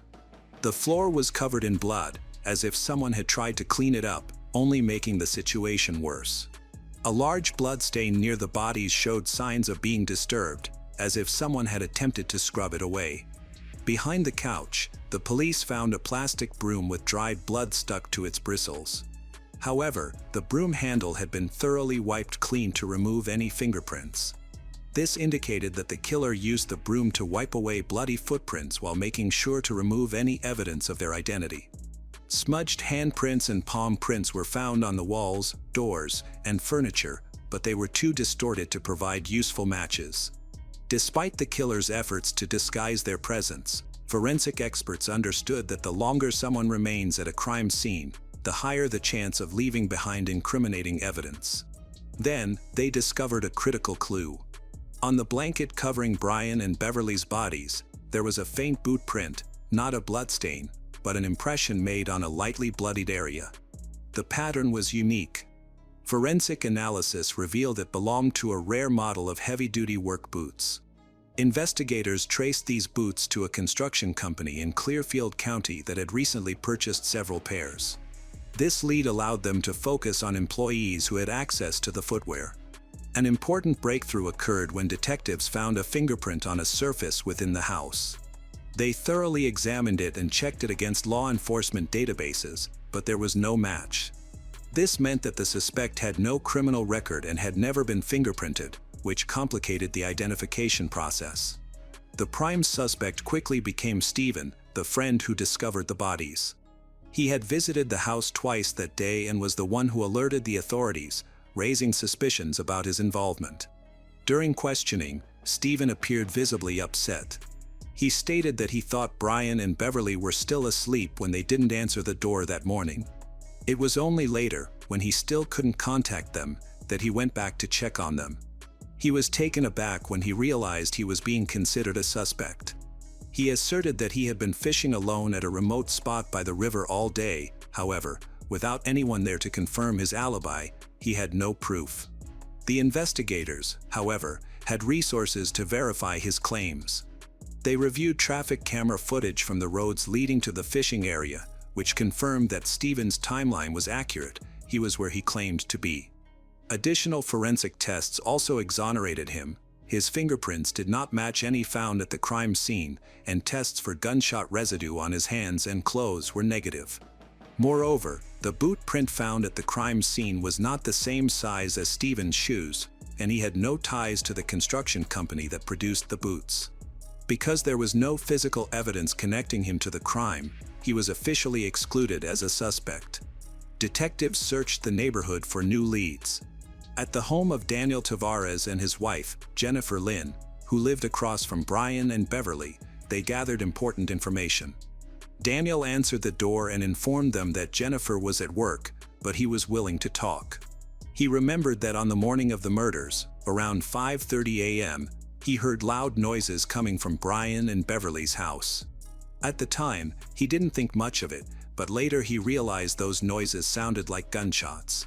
Curious yet cautious, Daniel looked out the window and saw a white pickup truck parked near Brian and Beverly's home, which he was certain did not belong to them. Shortly after, he noticed two men leaving the house. Due to the low light before dawn, he couldn't see them clearly, but he observed some details about the driver. The man was white, about 40 years old, with a strong build, long dark hair tied in a ponytail, and a mustache. Daniel also noted that the driver had a tattoo on his left hand, though he could not identify the design. Despite this promising lead, no other neighbors reported seeing the truck or its occupants. During interviews, Beverly's mother mentioned the concerning conversation she had with Beverly months earlier. Beverly expressed discomfort about a neighbor named Jeremy Flynn. Jeremy, a 22-year-old, had a troubling reputation for dealing in banned substances and was known to attract shady visitors. Many neighbors had raised concerns about him, and investigators labeled him as a person of interest. When officers visited his home, they found it abandoned, leading them to suspect he might have fled after the murders. Additionally, local residents shared information about a possible motive. Just before the killings, Brian and Beverly had hosted a small gathering. Jeremy, who was uninvited and heavily intoxicated, barged in. Witnesses described him as erratic and aggressive, making Beverly uncomfortable, insulting guests, and causing conflicts. After a heated argument, he was forced to leave, but not before he issued a menacing threat. Brian and Beverly would regret humiliating him. The next morning, Brian and Beverly realized that several items, including a cell phone and a handgun with ammunition, were missing from their home. They suspected that Jeremy was responsible for the theft, so they went to his house to confront him. They remained calm but warned Jeremy that they would report him to the authorities if their belongings were not returned. Jeremy denied taking anything and refused to give back the stolen items. However, the next day, the missing items mysteriously appeared in their backyard. Although they had no proof, Brian and Beverly believed that Jeremy had sneaked onto their property at night to return them. Even though it seemed like the issue was resolved, Beverly could not shake her anxiety. She began to feel unsafe being home alone and encouraged Brian to consider moving to a different neighborhood. Days later, after the murders occurred, Jeremy returned, and detectives promptly questioned him. Initially, they were suspicious, but their concerns diminished when they discovered that Jeremy had been out of town during the crime. He had gone to visit his parents in another state and had stayed there for nearly a week, returning only the day after the murders. His alibi was solid, confirmed by multiple witnesses who saw him miles away on the night of the crime. Further forensic analysis supported his innocence. His fingerprints were not found at the crime scene, and he had no connection to the distinctive work boots that investigators linked to the case. Since there is no evidence linking him to the murders, he was cleared as a suspect. In their search for a new breakthrough, investigators decided to return to the only witness who had provided useful information, Daniel Tavares. Daniel had originally reported seeing a suspicious white pickup truck near Brian and Beverly's home around the time of the crime. However, when detectives interviewed him again, his account changed. He suddenly claimed that he remembered what the suspects were wearing, even describing one man as having a scar on his cheek. This contradicted his earlier statement, in which he had said that the men's faces were hidden by hoodies. Detectives, sensing inconsistencies in his story, asked him to show them the window he had looked out of that morning. Upon examining the view, they found that even in broad daylight, it was difficult to see anything clearly across the street. Given that the murders had occurred before dawn, it seemed unlikely that Daniel could have seen that much. His inconsistent story raised an unsettling question: was he being dishonest? If so, what was his motive? A closer look into Daniel's background revealed a troubling history. Born in 1966 to a strict military family, his early life was marked by difficulties. When he was 4, his parents divorced, leaving him and his 3 older sisters with their mother. His father remarried quickly and became largely absent, showing little interest in his children's lives. By the time Daniel reached 9th grade, his life had taken a turn for the worse. He dropped out of school, frequently ran away from home, and engaged in petty theft. At 18, he was arrested for robbery for the first time. His estranged father intervened, helping him avoid jail by securing probation. Perhaps out of guilt and a desire to give his son a second chance, he supported Daniel, but Daniel wasted this opportunity. Over the years, he continued to spiral into crime, facing repeated arrests for theft and offenses related to banned substances. However, he mostly received light sentences. In the late 1980s, Daniel's father made a final effort to help him. He brought Daniel to Florida, paid for an expensive rehabilitation program, and helped him find a stable job. Unfortunately, this did not last. Within 6 months, Daniel was caught stealing again. His father then gave up and sent him back to his mother. By this point, Daniel's mental health had significantly declined. He was diagnosed with schizophrenia and prescribed medication, but he rarely followed the treatment plan. Instead, he mixed the medication with alcohol, resulting in violent and erratic behavior. In July 1991, a serious argument between Daniel and his mother escalated unexpectedly when he attacked her with a knife, resulting in her death before help could arrive. During his trial, Daniel claimed he was hearing voices, which could have supported an insanity defense. However, psychiatric evaluations indicated that Daniel was fully aware of his actions, and he received a 20-year prison sentence. He was released on parole in 2006, serving significantly less time than anticipated. While in prison, Daniel began exchanging letters with Jennifer Lynn, and their correspondence developed into a romantic relationship. Jennifer remained faithful, eagerly awaiting his release. After he was paroled, they married, and Daniel moved into her home in the quiet town of Graham. Unfortunately, Daniel violated the terms of his parole by moving to another state. He should have been arrested immediately, but a combination of bureaucratic errors and police negligence allowed him to evade detection. A clerical mistake erased his fingerprints from law enforcement databases, rendering him virtually invisible to authorities. This error would later prove to be significant. Further investigation revealed an alarming fact: Daniel had briefly worked for the construction company that had purchased the rare work boots connected to the murder. However, the detectives lacked sufficient direct evidence to arrest him, and they must build a strong case before taking action. On November 24, 2007, detectives asked Daniel to come to the police station, claiming they needed his help to create composite sketches of possible suspects. Wanting to assist, he agreed and spent nearly an hour working on entirely fabricated sketches. While he was focused on this task, an officer entered and stated that they needed to take his fingerprints to eliminate him as a suspect. Daniel hesitated for a moment but then agreed, thinking there was no way his fingerprints could be linked to the crime scene. Soon after, an officer casually mentioned a significant finding: a bloody handprint had been discovered inside the home of Brian and Beverly. Daniel's demeanor changed. He became tense and nervously explained that he had visited their house in the past, which meant his fingerprints could be there. The officer reassured him, stating there was no need to worry, as the handprint was made with blood and belonged to the killer. At that point, a second detective brought up Daniel's criminal history, asking him about the crime for which he had been imprisoned. Daniel confessed to killing his mother, but what followed surprised the investigators.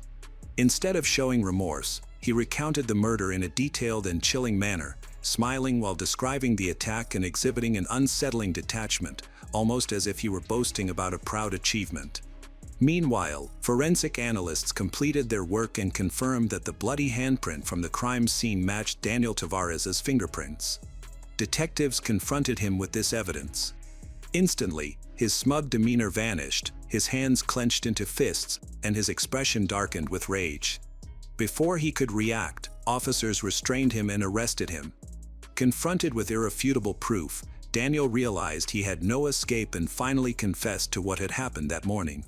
He explained that the night before, he had spent hours drinking heavily and using banned substances. By the time he ran out of money, he was belligerent and aggressive, leading the bar staff to throw him out and threaten to call the police if he caused any more trouble. Feeling furious and humiliated, Daniel fixated on an irrational thought that Brian owed him money. Daniel had previously given Brian a tattoo as a favor, and in his intoxicated state, he convinced himself he deserved $50 for it. Determined to get that $50 back, he went to Brian's house at 5 a.m. When Brian answered the door, he was groggy and annoyed at being awakened so early. Daniel demanded payment for the tattoo, but Brian, confused, refused, telling him to return when he was sober. Daniel insisted and didn't want to argue. Brian sighed and walked away to get some cash, hoping it would make Daniel leave. However, as Brian turned, he made an offhand comment that Daniel perceived as an insult.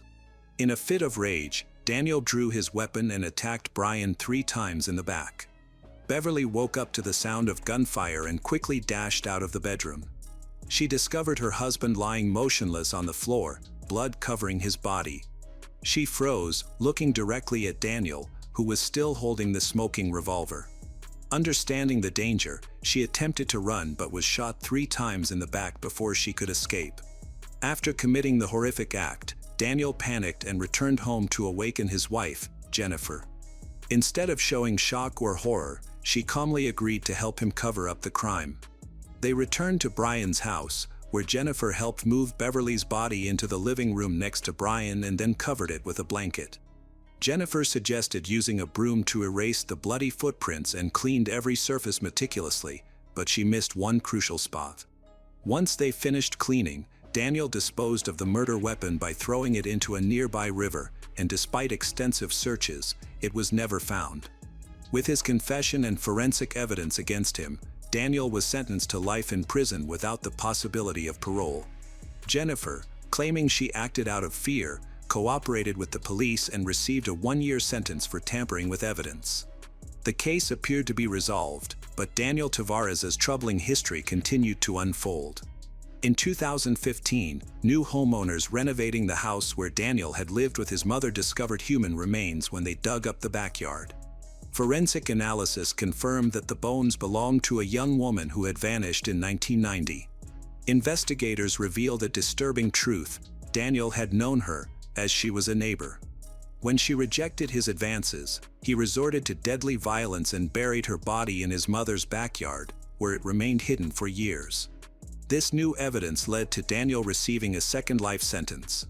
It became evident that Daniel Tavares had always been a predator operating in the shadows, evading justice until the truth finally caught up with him. After the tragic murder of Brian and Beverly Mock, the flaws in the justice system became evident. Daniel Tavares, a dangerous criminal with a serious history of violence, including the murder of his own mother, was released too soon. His early release, combined with the removal of his fingerprint information from the police database, allowed him to evade responsibility and continue his attacks. This negligence directly resulted in the deaths of Brian and Beverly, who were 2 innocent victims. When the case was concluded, Brian and Beverly's family faced immense grief and a lasting sense of injustice, forever haunted by the reality that their deaths could have been entirely prevented. The aggressive behavior in teens isn't something they are born with or inherit. It's shaped by their surroundings, the way they are raised, and the quality of their relationships with adults. This doesn't apply to diagnosed mental health conditions, of course, but it's crucial to remember that every person, no matter their age, needs love, support, care, and understanding. Emotional and physical mistreatment can sometimes push someone to a very dark place, even turning them into someone capable of terrifying actions. At first glance, Hollowell family seemed like an average household. Their co-workers and neighbors couldn't say a bad word about them, but somehow, trouble seemed to follow them. Strange, sometimes downright disturbing things happened around this family. When the mother was found lifeless in their home, attention quickly turned to her sons. As detectives dug deeper into the case, they began to uncover a string of unsettling family secrets, the kind that painted a very different picture of the quiet, seemingly normal life the Hollowell family had appeared to lead. The Hollowell family lived in a small town in Citrus County, Central Florida. They owned a spacious lakefront home in the unincorporated community of Inverness, near a scenic lake. The area was surrounded by lush greenery, fostering a tight-knit, low-crime community where residents knew each other well. The property had been in the family since the mid-1950s, meaning 3 generations had lived under that same roof. It's worth noting that only about 15 homes sat along that lake, and the residents had lived side by side for many years. This created a tight-knit, close community where everyone knew each other well, crime was virtually non-existent, and strangers were a rare sight. The area was surrounded by lush greenery, making it feel almost like a hidden paradise.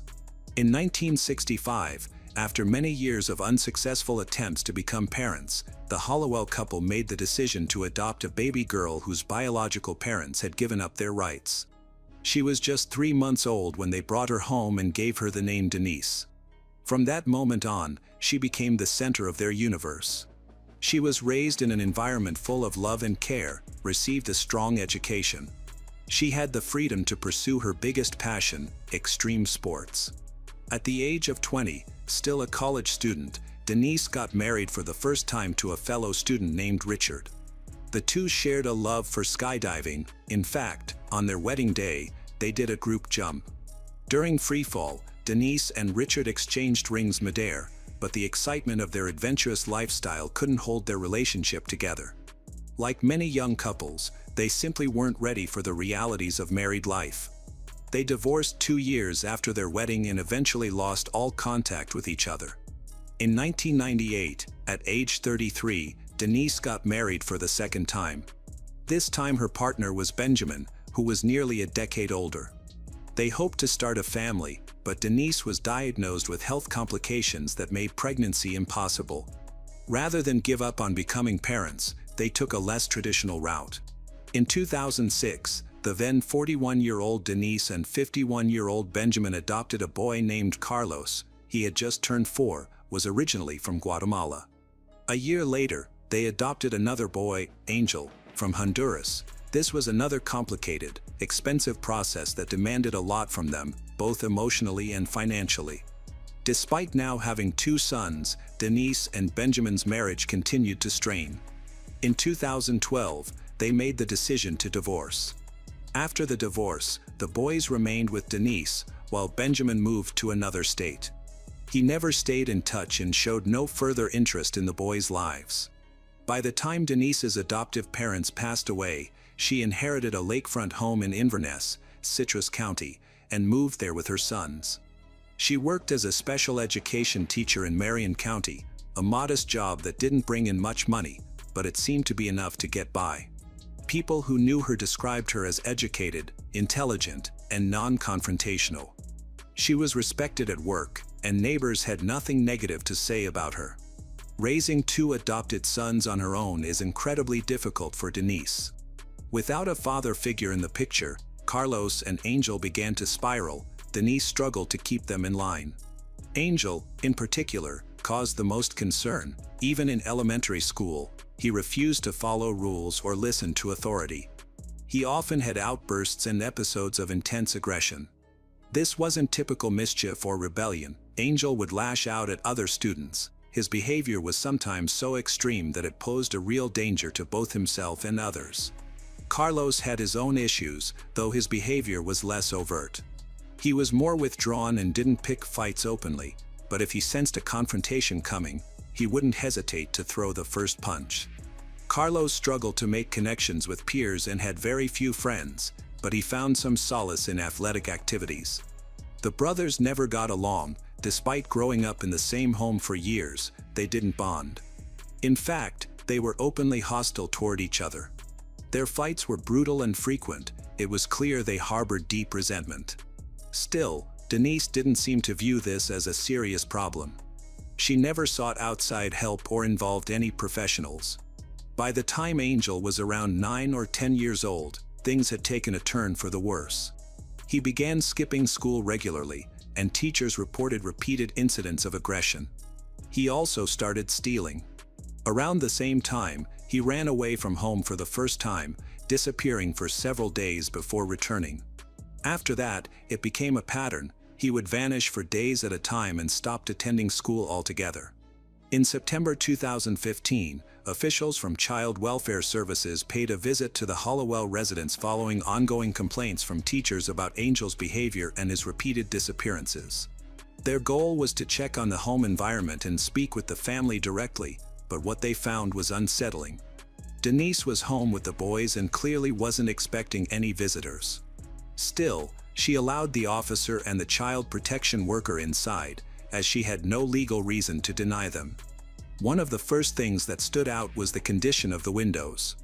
The lower floor windows were partially covered from the inside with cardboard, making it impossible to see what was going on inside from the outside. Inside the house where Denise lived with her 2 sons, something felt off from the very beginning. There were no signs of typical hobbies or pastimes one might expect. No toys, no bikes, no rollerblades. The place was almost barren, with only the most basic furniture, all of it left over from her late parents. The kitchen had an old refrigerator and an old washing machine. Denise had a bed in her own room, but her sons were sleeping on inflatable mattresses tossed directly onto the floor.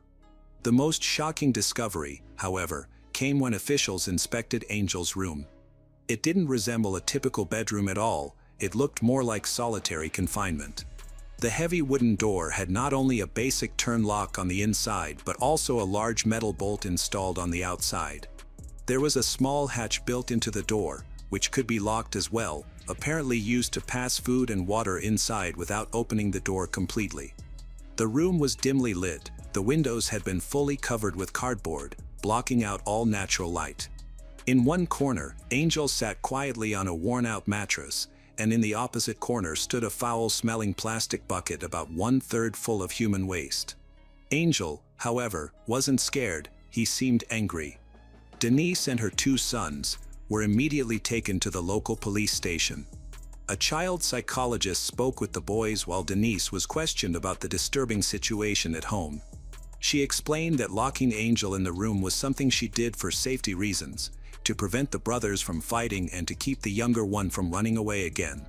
Her explanation didn't sit well with the officers, especially once Angel began to describe his side of the story. He claimed that Carlos frequently hit him, humiliated him, and even threatened to end his life. Denise, according to Angel, never stepped in or defended him. Feeling unsafe, he had tried running away several times. After each escape, Denise began locking him in the room, sometimes for days at a time. He said he had no access to a real bathroom and was given only a plastic bucket to relieve himself. Food and water were passed through the small window in the door, which otherwise stayed locked. Following this testimony, Denise was placed under arrest. Authorities decided to temporarily place both boys in protective care while searching for new adoptive families.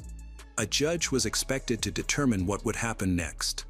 But then something unexpected happened. Carlos began defending his adoptive mother. According to Carlos, his younger brother posed a serious risk not only to himself but to everyone around him. No one seemed capable of managing Angel's behavior, and their mom was simply doing what she could to keep everyone safe.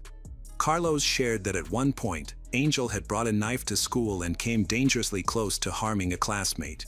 Thankfully, no one was hurt. His account was later confirmed by school staff. Carlos continued to defend his adoptive mother, passionately insisting he wanted to go back home and live with her just like before. During every hearing, he stood by Denise and pleaded with the court not to strip her of her parental rights. Other witnesses, including relatives and neighbors, couldn't offer much insight. They all described the Hollowells as a decent family, considered Denise a caring and responsible mother. Eventually, the case seemed to lean in her favor. Denise didn't appear to be guilty of any wrongdoing. It looked more like she was simply overwhelmed and unable to cope with her younger son's deeply troubling behavior. Angel was eventually placed in a psychiatric facility, then transferred to a group home for high-risk youths, finally placed with a new adoptive family. Denise was cleared of all accusations and reinstated as Carlos's legal guardian. As he had hoped, Carlos returned to the lake house and resumed what seemed like a normal life. On the evening of July 13, 2019, around 6 p.m., a panicked teenager called Citrus County Emergency Services, reporting that his mother had been attacked. The 17-year-old was distraught, pleading for officers and paramedics to arrive quickly. Carlos waited for them at the end of the driveway. He led responders into his mother's bedroom, and what they saw was horrifying. Denise was lying on her side on the bed. Lodged in the back of her head was an axe. Blood had soaked through the pillow, creating a massive red stain. When the first responders arrived, she was still showing faint signs of life. However, despite their efforts, she passed away en route to the hospital. Carlos was the only witness to the incident and provided a story that raised questions. He claimed that earlier that day, he and his mom had attended a relative's funeral in a neighboring town, followed by a memorial meal. They returned home around 4:30 p.m., both exhausted, and decided to lie down for a rest. Carlos said he quickly fell asleep. About an hour later, around 6 p.m., he woke up to strange noises and the sound of the dogs barking. Looking out the window, he noticed that the gate to the dog run was open and that their dogs were running loose in the yard. Concerned, he went to check on his mom. That's when he discovered the horrifying scene. He immediately contacted emergency services, hoping she could still be helped.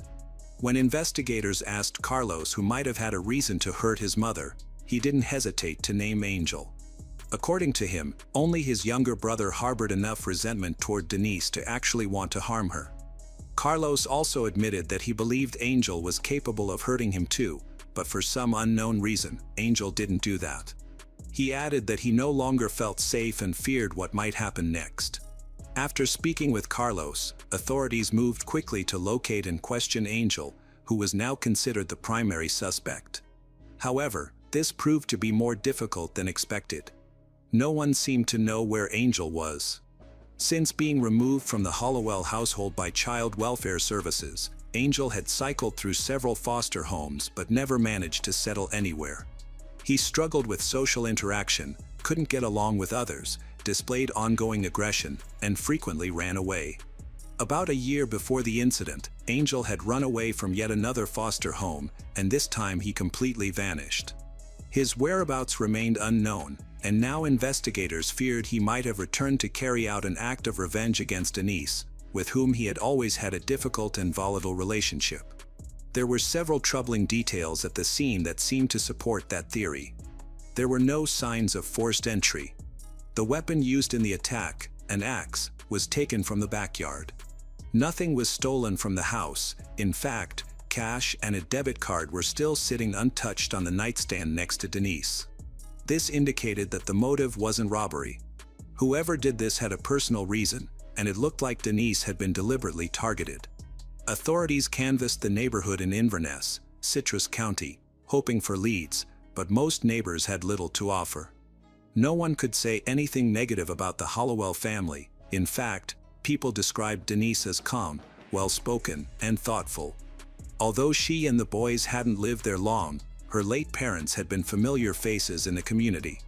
However, some residents began to recall strange and troubling events that started shortly after Denise and her sons moved into house.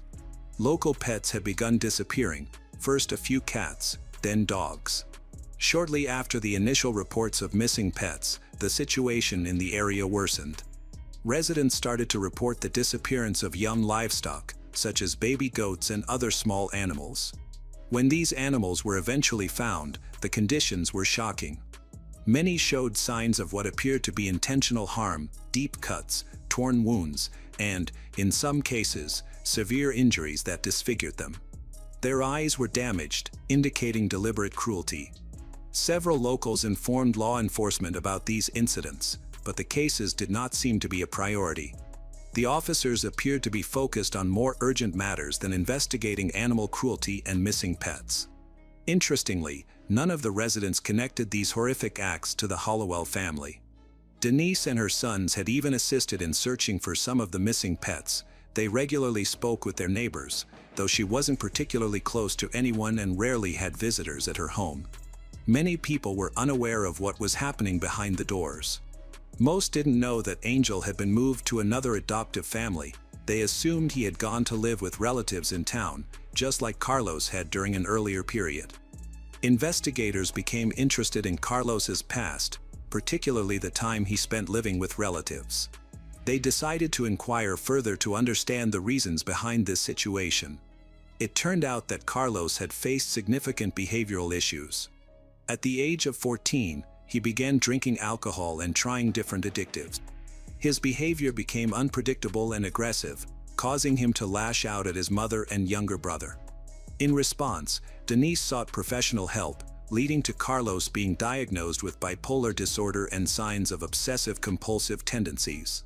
His symptoms worsened due to his alcohol and addictive use. He briefly stayed in a treatment facility but was discharged with a prescription for medication, which he refused to take and ultimately discarded. At 16, Carlos stopped going to school but kept this a secret from his mother for some time. Each morning, he pretended to leave for class. When Denise eventually found out, it led to a serious confrontation, especially after Carlos took a dangerous mix of painkillers and alcohol, which almost cost him his life. Denise called emergency services just in time, and the medical staff were able to stabilize him. Following this frightening experience, a relative named Stephanie offered her support. Her own son had faced similar challenges, including bipolar disorder and behavioral issues during his teenage years. Stephanie had researched these topics extensively and tried various therapeutic methods at home. Over time, her son seemed to grow past his difficult phase. He matured, pursued an education, and eventually moved to another city for a more stable life.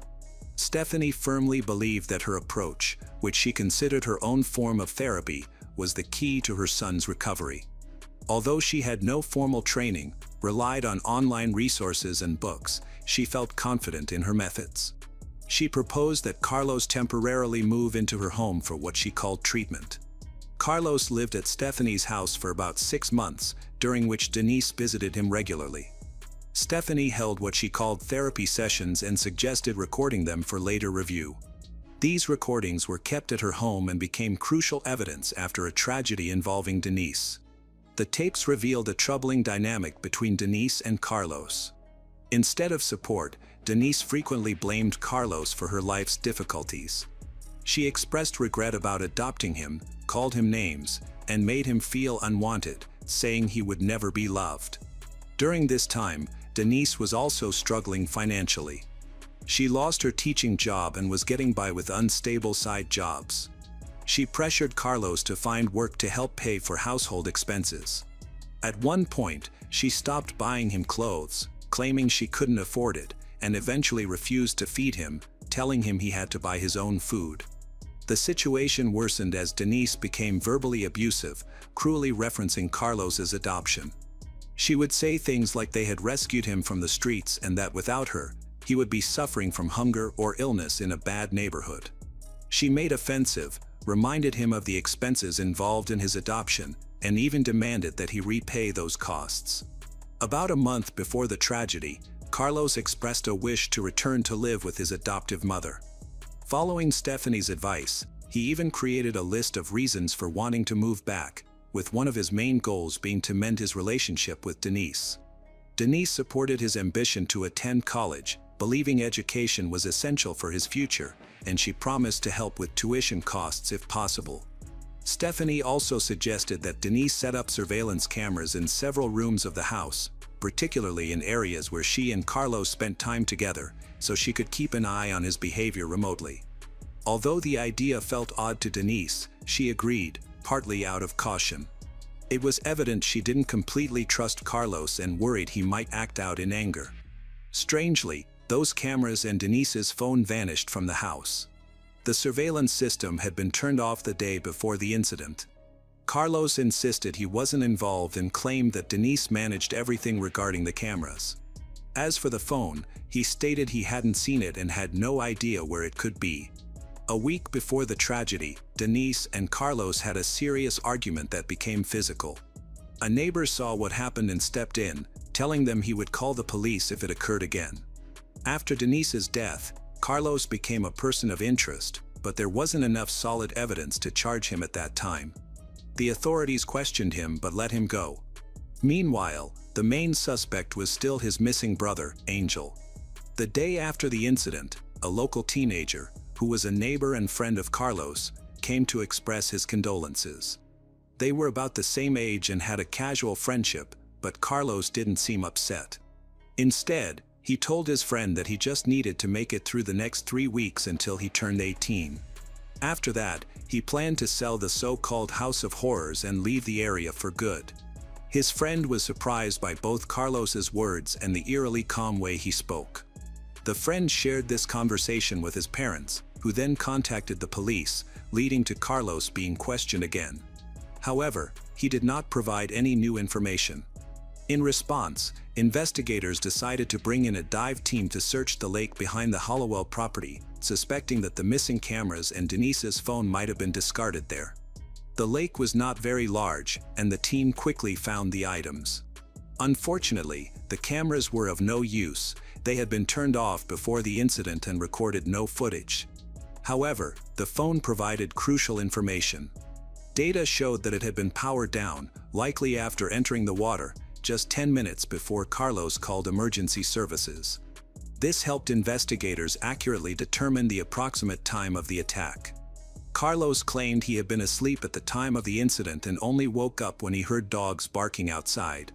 However, the analysis of his phone usage suggested otherwise, showing that his phone had been active just before Denise was attacked. A neighbor also reported seeing Carlos outside around 5:30 p.m., heading toward the backyard shed. When presented with this evidence, including the neighbor's statement, Carlos became evasive and inconsistent in his answers. Eventually, he admitted he had gone outside during that time, stating he was splitting firewood behind the house to relieve stress after arguing with his mother. He mentioned going back inside for a glass of water, sitting in the kitchen for about 5 minutes, and then hearing the dogs barking. When he stepped outside, he didn't see anyone who might have let the dogs out. Assuming it was his mother, he went to her bedroom and found her lying on the bed with an axe in the back of her head. Carlos maintained his innocence. His lawyer developed a defense based on this claim. They argue that there was no physical evidence linking Carlos to the crime, and since Angel was still missing, so investigators had to keep Carlos as a potential suspect. A significant breakthrough in the case occurred in early 2020 when authorities located Angel. He had been living in another state in a juvenile detention facility after being arrested for a burglary. Because he used a false identity, it took time to identify him correctly. Records indicated that Angel was already in custody at the time of the crime, which meant he could not have been involved in Denise's case. He was brought back to Florida to testify in court. On the witness stand, Angel described his brother as a source of torment for both him and their adoptive mother. He accused Carlos of being responsible for the troubling incidents of animal cruelty in their neighborhood. Faced with overwhelming evidence and unable to shift the blame, Carlos ultimately accepted a plea deal and confessed to the crime. However, when asked about his motive, he had difficulty providing a clear explanation. He mentioned his dislike for his mother, his desire to sell the house, and a wish to escape. They were just thoughts that came to him while chopping firewood. This was framed rather as a spontaneous reaction. Carlos even claimed to have had a brief mental breakdown. However, the fact that the surveillance cameras were turned off in advance and later removed suggested a level of planning and preparation. In July 9, 2021, Carlos was convicted of intentionally killing Denise Hollowell and received a life sentence without the possibility of parole. Because he was a minor at the time of the crime, the court allowed him to seek a review of his sentence in 2044. The al-Maliki family moved to the United States from Iraq when Noor was 4 years old. She was the first of 7 children born to Faleh Hassan al-Maliki and Siyam. Her name, Noor, means light of God. Although she fully embraced American culture, she also maintained her Iraqi heritage. She spoke Arabic fluently and identified as a Muslim, like her parents. However, in early 2009, she moved out from her parents' home after a disagreement about her lifestyle choices, which included wearing tight jeans, makeup, having boyfriends, and participating in modeling. Noor's pictures, many taken from her Facebook and MySpace accounts, circulated widely on the internet. They featured a beautiful young woman with long black hair and a thoughtful expression. Noor seldom smiled in these photos, possibly due to her past experience with braces.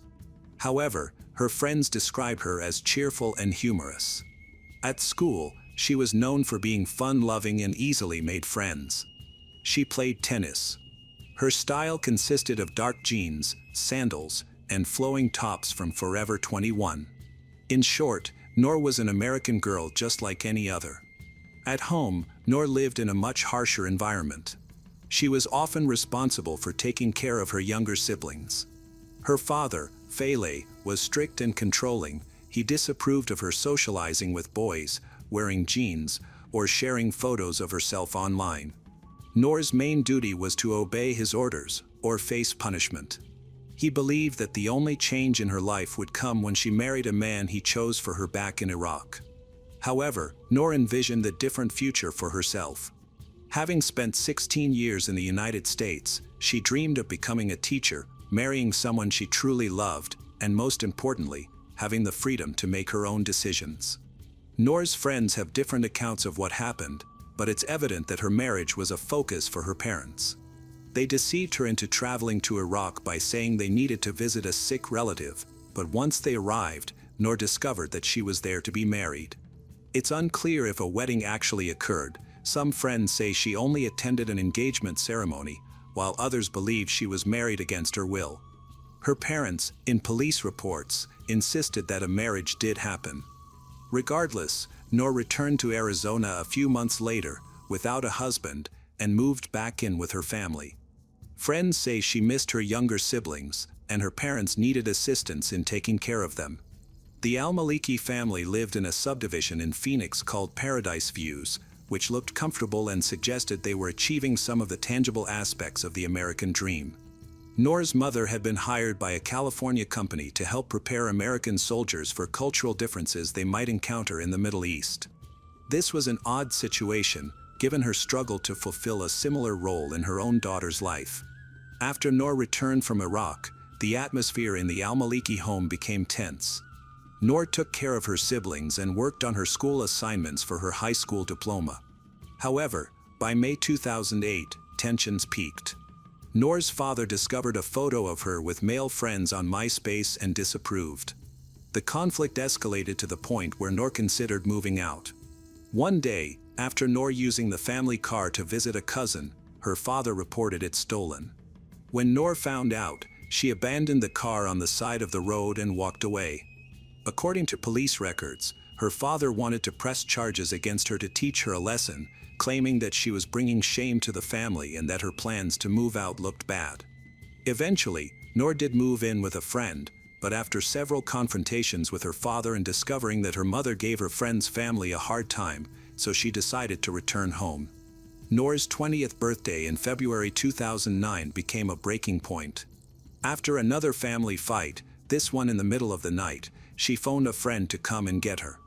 Noor came running out the door wearing her pajamas, carrying a purse and a roll of gift wrap, as her father chased her across the lawn. Noor jumped into the back seat, and the friend drove away. That night, Noor moved in with the friend who had picked her up, ultimately enlisting the police to protect her as she retrieved her things from the family home. In the spring of 2009, Noor got her own apartment. Her friends helped her furnish it with a new mirror and a cloudy TV they found on Craigslist for $25. Noor worked hard to support herself. When her parents learned where she was working, they started showing up and insisting that she move back home. She then got a job across town as a hostess at Applebee's. They turned up there too, leaving her no choice but to abandon that job as well. With no source of income, she was forced to return home once more. The final blow-up came that summer. In June 2009, longtime family friend Amal Khalif awoke to find Noor sleeping in the family's van parked in the driveway. Noor said her parents had hit her. Amal, a mother of 4, took her in. To Noor's family, this was the ultimate indignity. Their daughter had chosen to live with another Iraqi family instead of her own. On July 20th, Noor's parents entered Amal's home unannounced and began banging on her bedroom door. Amal dialed 911 after Noor's father started regularly harassing the family. Amal's husband, Raiken, explained to him that Noor was free to live where she chose. "This is America," he said. In the weeks that followed, Noor began a romantic relationship with Marwan, Amal's son. When Noor's father learned about this, he threatened her, insisting that if she didn't leave her current home, there would be severe consequences. Although Noor attempted to obtain a restraining order, she never completed the necessary paperwork. On October 20th, 2009, at 1:06 p.m., Noor sent a text message to a friend saying, "Her dad is here at the welfare office." She hadn't seen her father, Fele, since moving out of their home in Glendale months earlier, and his presence filled her with fear. She was aware that he would stop at nothing to regain control over her life. Noor was inside an Arizona Department of Economic Security office in Peoria when she sent the message, sitting next to Amal, Marwan's mother. The Al-Maliki family, especially Noor's father, felt anger and shame regarding her situation. In their view, a man's daughters are his property and must live with him until he chooses otherwise. Amal was at the office to fill out a change of address form for welfare benefits. Originally from Iraq, she had moved to the United States about 10 years ago. Since her English wasn't very strong, her friend accompanied her to help with translation. That day marked a troubling moment for Fele, as he took a disturbing step toward becoming an accused honor murderer. After her father entered the Department of Economic Security office, Noor sent a second text message to her best friend, Ashna Khan. Noor said that her dad was a manipulative jerk and that she had never met anyone so cruel. Meanwhile, Amal observed that Fele took a number at the counter and sat down near her and Noor. He was on his cell phone just as Noor was texting.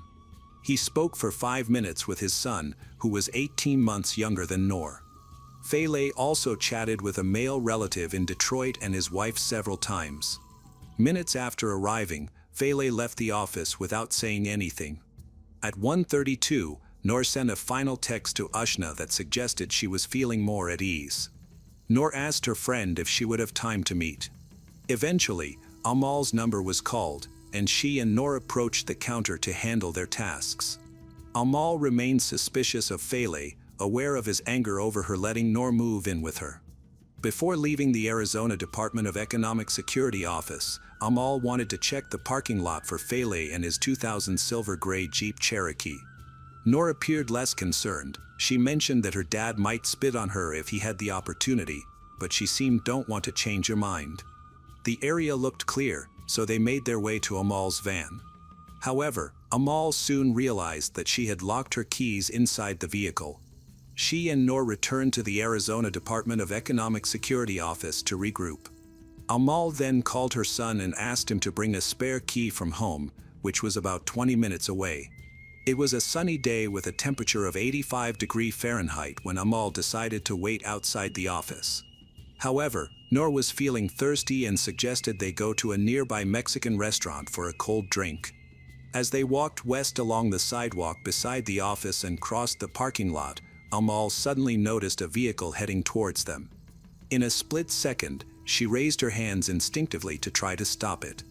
To her shock, she recognized Fele behind the wheel. The car collided with them, Amal dragging Noor across a raised median. The impact threw Amal about 27 feet away, leaving her unconscious and bleeding on the pavement. She sustained a broken pelvis, a broken femur, numerous cuts and bruises, but remained conscious. The Peoria police later estimated that the car was traveling at about 30 miles per hour. Fele raced out of the parking lot and headed west on Peoria Avenue. Noor sustained critical injuries, including severe brain and spinal injuries, as well as multiple fractures. Amal later told police that they were extremely upset with both her and Noor over their living situation. She indicated that Fele was determined to assert his control over his daughter. Shortly after fleeing the scene, Fele made calls on his cell phone to his wife, son, and at least 2 other family members. It was unclear whether his attack on the women was impulsive or premeditated. 3 detectives from the Peoria police arrived at the Al-Maliki home at 5 p.m. on October 20th, about 3 hours after the incident. Noor's brother, Ali, answered the door. He found himself in a difficult situation. He had been close to Noor in the past, but the ongoing conflict between Noor and their parents had strained their relationship, leading to weeks of silence between the siblings. He later informed friends in an email that he had started using hurtful names for his sister before they stopped communicating. Ali told Detective Chris Bowie that tensions had been rising at their parents' home since Noor returned from Iraq after leaving her arranged marriage. In his opinion, Noor had brought shame to the Al-Maliki family. He claimed she had shown a lack of respect towards their parents and him since her return. She also continued to reject traditional Iraqi values. Ali shared his own struggles with his father, describing him as a habitual gambler who often visited Indian casinos in the Phoenix area. His mother, Siam, had been trying to reach him over the past few hours, indicating that something had happened to Noor. However, Ali insisted to the detectives that he had no knowledge of what had happened to her. On October 24th, Ali spoke to a television reporter about his sister.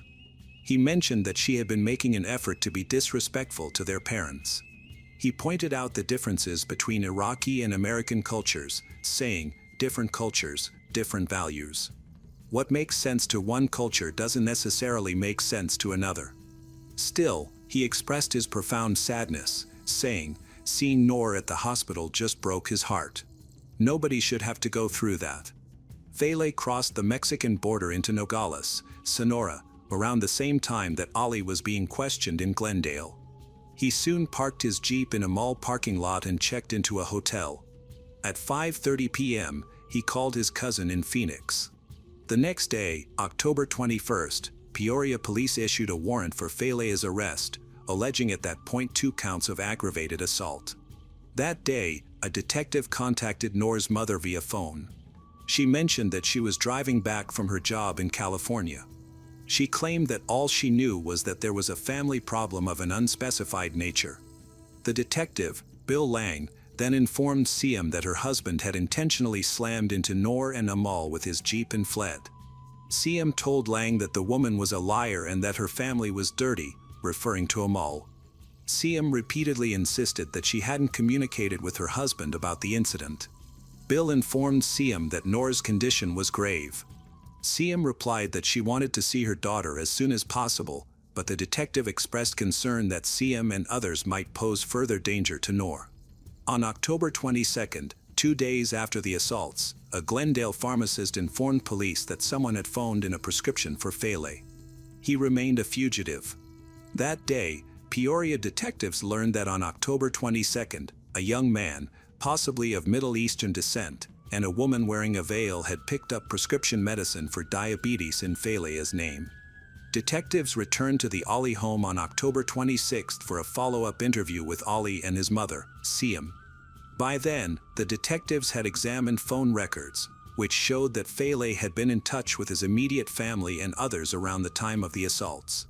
Siam admitted that she had lied in her earlier interview with police but continued to deny knowing her husband's whereabouts. Mother and son also admitted they had picked up the medicine at the pharmacy, but Siam insisted she had thrown the pill bottles out of her car window, although she couldn't provide a reason for having done so. Siam again blamed her one-time friend Amal for what had happened in the Arizona Department of Economic Security office parking lot. Siam alleged that Amal got what was coming to her because she was the matriarch of a family that was allegedly flush with banned substance abusers and thieves. Later that evening, Ali met alone with Detective Bill at a Glendale restaurant, away from his mother. He provided new details of his father's call to him before the assaults. Fele had just seen Noor and Amal at the Arizona Department of Economic Security office, he said. Ali explained that his father sounded angry, so Ali told him to go home. However, Fele later phoned Ali to say he had run down Noor and Amal with his car. He told Ali to man up because he wouldn't be around anymore. On October 25th, British customs officials informed U.S. immigration authorities that Fele was in custody in London. He had arrived on a plane from Mexico City using his own name and U.S. passport. A computer check showed that Fele was a wanted man in Arizona. British Customs soon put him on a Delta flight to Atlanta, where the federal authorities have a port of entry for incoming fugitives. On October 28, Mexican authorities in Nogales contacted Peoria police, reporting that they had found Fele's Jeep in a mall parking lot. Crime scene investigators later found hair fibers, human tissue on and under the front bumper of the vehicle. On October 29, Peoria detectives Chris Bowie and Jeff Balson sat across from their suspect in Georgia. Fele waived his Miranda rights against self-incrimination, allowing the detectives to question him. Initially, Fele told them that he had run over the two women in a freak accident. He tried to sound reasonable, why he would kill his daughter with a vehicle if he wanted to do so. Fele mentioned that if he wanted to kill her, he would go buy a gun and that he knew where they lived. He stated that he had no problem with her and that this was not the first time she had left the house. He insisted that he had just lost control of the car. Detective Bill warned him that anger could lead to loss of self-control. Fele continued to insist that no premeditation was involved. Like his wife, he blamed Amal for what had happened, claiming she had stolen their daughter from them. He insisted that he loved Noor, noting that his cell phone contained several photos of her, but he argued that it was wrong for her to become too Americanized. Fele claimed he had stayed at a Nogales hotel for 2 nights, during which time a stranger had given him about $1,900 in cash for his Jeep and agreed to make sure some paperwork got to Ali. Although unconfirmed, a more likely scenario, Fele's cousin or someone else close to Fele delivered the money, diabetes medicine, and a suitcase filled with clothes that Fele had with him when British authorities arrested him. Detective Bill asked Fele whether his family was on his side. Fele didn't reply directly. Instead, he said he would certainly help a friend or family member in a similar predicament. It's their culture, he explained. When Fele asked what he would do if he had such a disobedient daughter, Detective Bill replied that he would not run his daughter over with a car. He finally confessed that he had actually intended to harm Noor and Amal. Fele was booked into the Clayton County Jail, Georgia, and waived extradition on October 31st. The Peoria detectives escorted him back to Arizona. The judge set his bail at $5 million.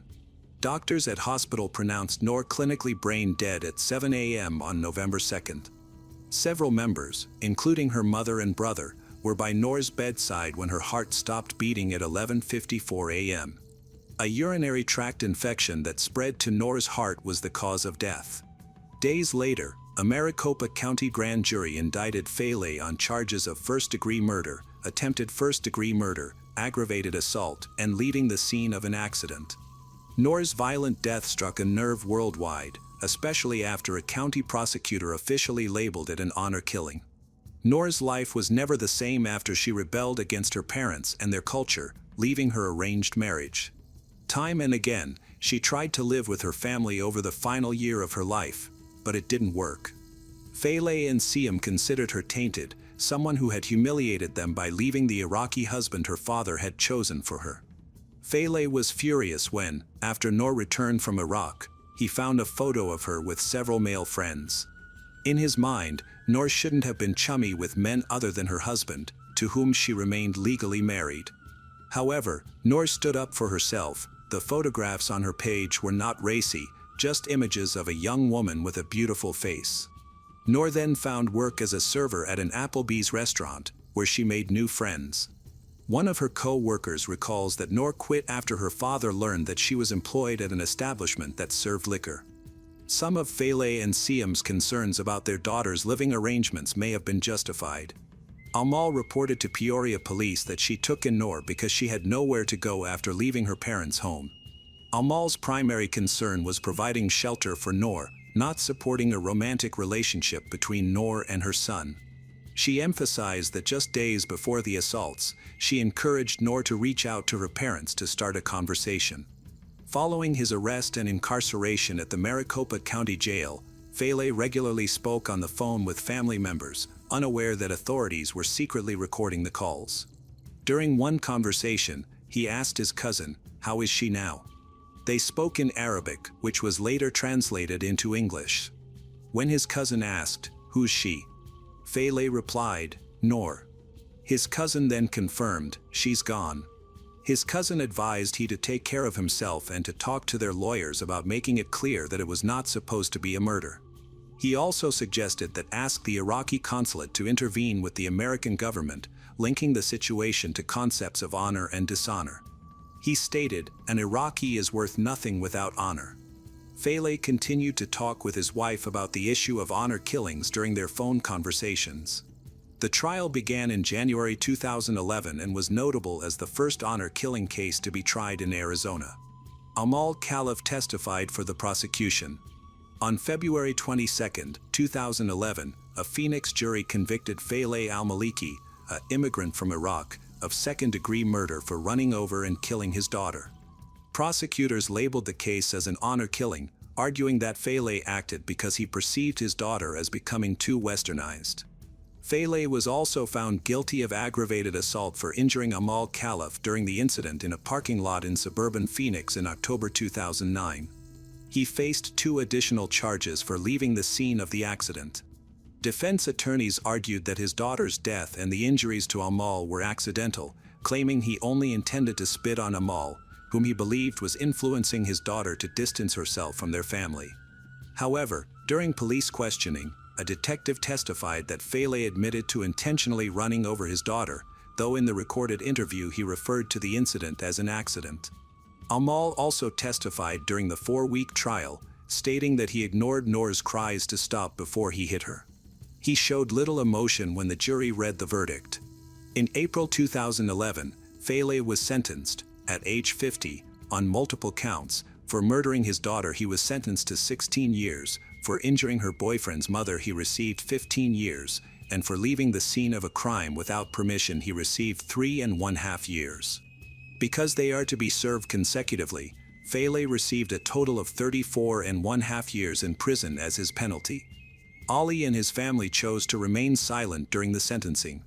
Accompanied by his 2 attorneys, Faleh approached the lectern in front of the judge and began by apologizing in a soft voice to everyone present, to Amal, to his own family, and to the judge. "Faleh wish he were dead instead of Noor," Faleh said. The expression of remorse was a far cry from what he had said to his wife in the secretly recorded jailhouse tapes after his arrest.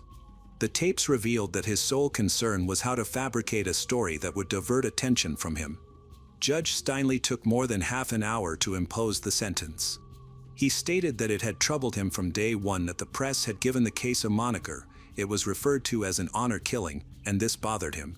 He cannot believe that a religion would allow someone to kill another human being. He would be in prison for 13 more years before dying on November 10, 2024, at 63 years of age. Faleh al-Maliki's conviction and 34.5-year sentence brought legal justice, but it could not undo the loss of a vibrant young woman.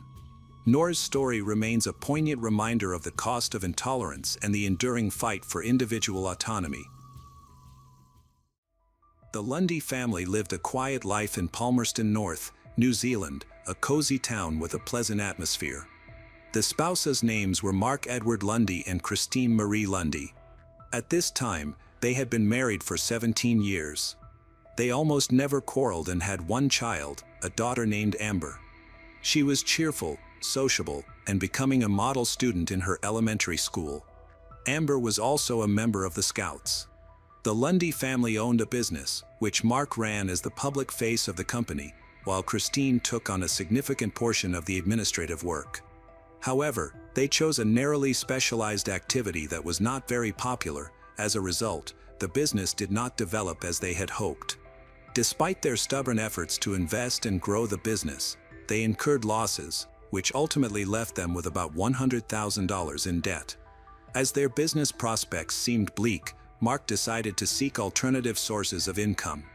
In 1999, he purchased 2 plots of land in Hawke's Bay, New Zealand, about a 2-hour drive from their family home, where he planned to invest in a winery and grape growing. He hoped this new venture would support him, but unfortunately, that did not materialize. He missed payments for the land, and due to late fees, the new business quickly began to incur even greater losses. Mark missed several payment deadlines, resulting in interest penalties of approximately 14%. At the time of the murder, The Lundy family owed $140,000 in interest penalties. The final deadline was August 30, 2000, the day his wife and daughter were found dead. On the morning of August 29, 2000, Mark went to Pet 1, near Wellington, about 150 kilometers from Palmerston North, to address some business-related matters and to sell a couple of kitchen sinks, which was a common task for him. Around 5 p.m. that same day, he checked into a motel in Pet 1. Half an hour later, he called Christine, and they spoke for 8 minutes. She shared her plans of taking Amber out to dinner at McDonald's. After their conversation, she made another call to a friend and then left with Amber for dinner. Later, a receipt from the cafe was found at their home, but there was no further news from Christine. The next morning, Mark went to more meetings. He called Christine again, but she did not answer. After waiting some time and trying twice more, he found it strange that she was not responding. Normally, she would answer right away. Concerned, Mark decided to reach out to Christine's friend, but she seemed rushed and unable to help. At around 9 a.m., Glenn Wedgery, Christine's brother, went to Lundy's house to see Christine about his GST return. A horrifying scene unfolded before his eyes as he entered the house. He saw both Christine and Amber in tragic situations. Immediately, Glenn notified the police and Mark. Upon arriving in Palmerston North, Mark found that the road to their house was blocked by police. He was detained and told he needed to go with them to the station because his wife and daughter were deceased. Overwhelmed with grief, Mark could not believe what they were telling him and was visibly distraught. The officers decided that the news was too much for him, so they took him to the station in a patrol car. Once at the station, Glenn was already there. Glenn owned a small business and occasionally sought help from Christine with administrative issues. On the morning of August 30th, he first called Christine to confirm whether she was busy, but she did not answer. Knowing that his sister was responsible and unlikely to cancel a planned meeting at the last minute, he decided to go to her house. Rarely using the main entrance, and out of habit as a close relative, he entered through the back door. To his surprise, Glenn found that the back door was wide open and it was suspiciously quiet inside. At first, he decided not to attach any importance to it. He walked inside and greeted the family, but no one answered. When Glenn walked around the house, he understood why he was being ignored. First, Glenn found Amber. More precisely, he thought it was Amber, because given the state of the body, it was difficult to identify the girl. She showed no signs of life. He checked her pulse and confirmed that she was dead. Glenn noticed how badly her head was disfigured. It looked like a bloody mess.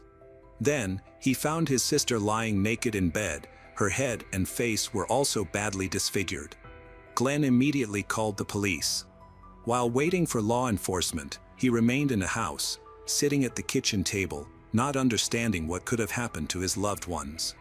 When the police and paramedics arrived on the scene, they immediately assessed the scale of the attacker's cruelty.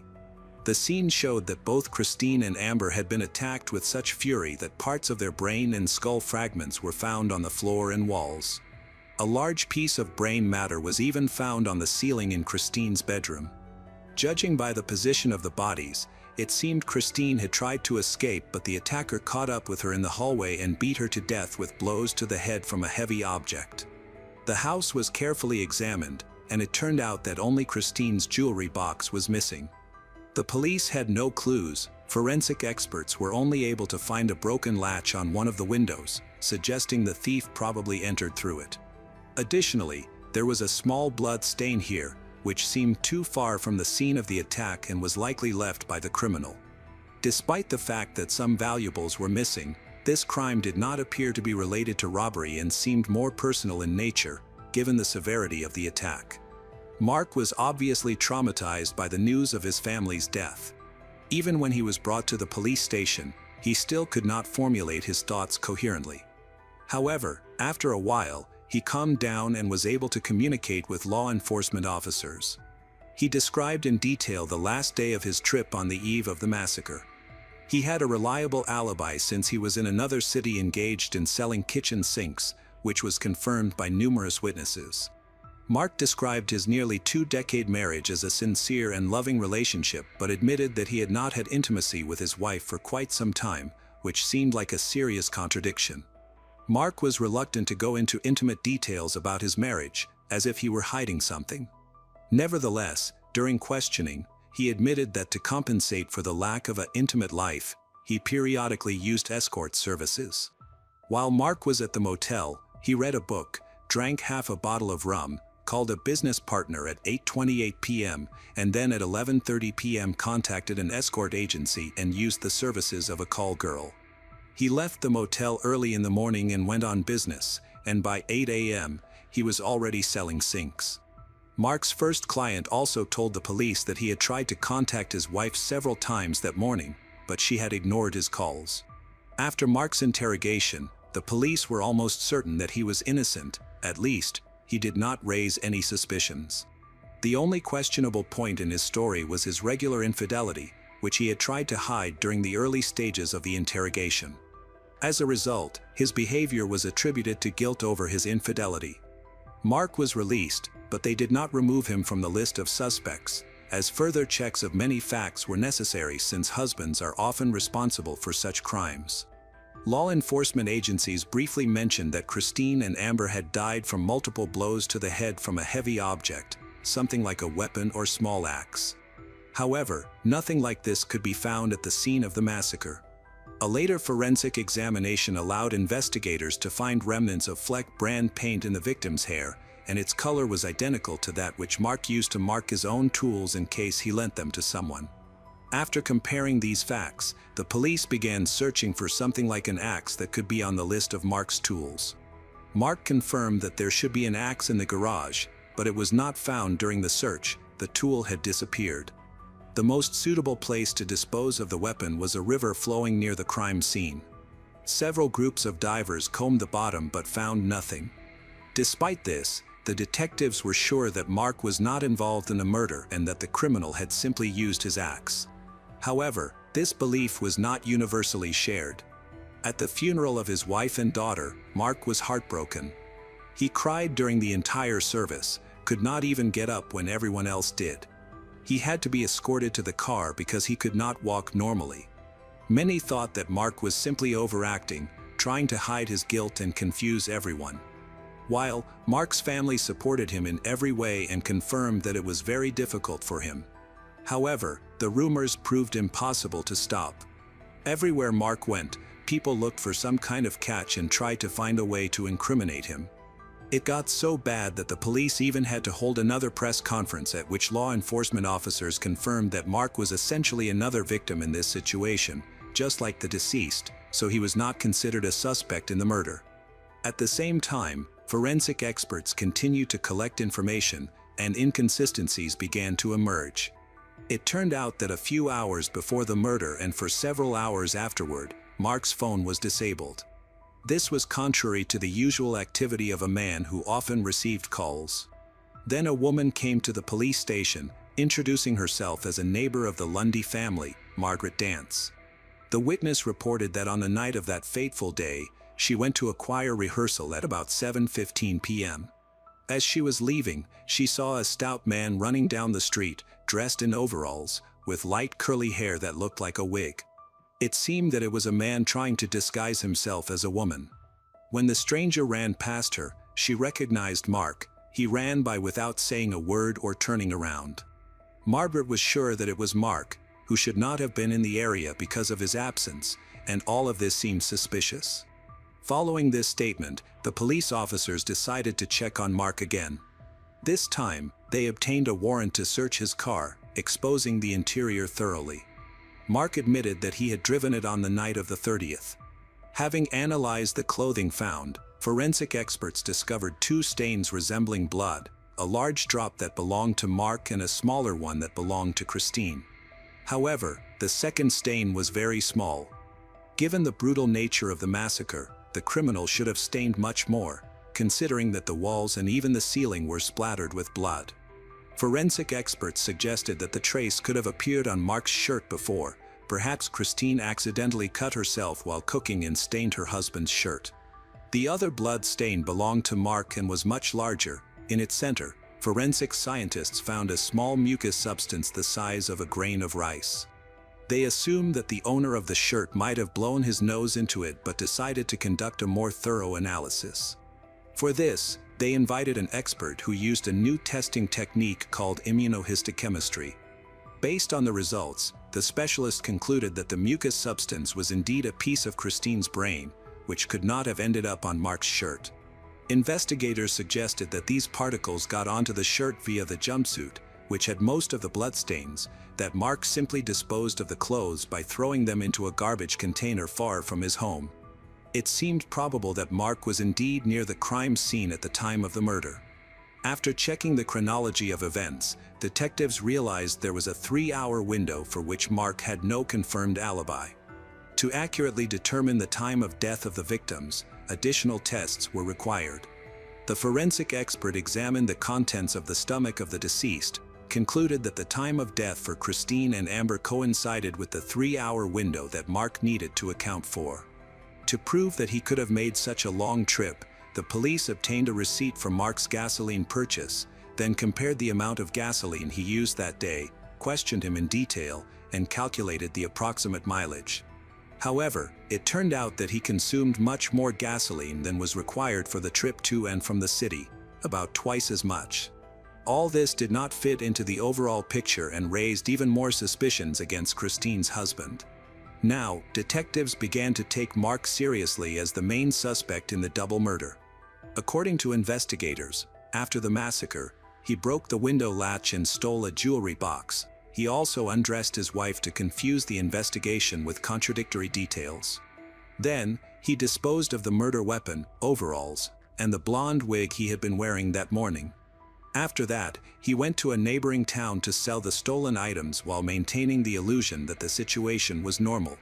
He even created a fuss and called his friend, asking her to check what had happened to Christine.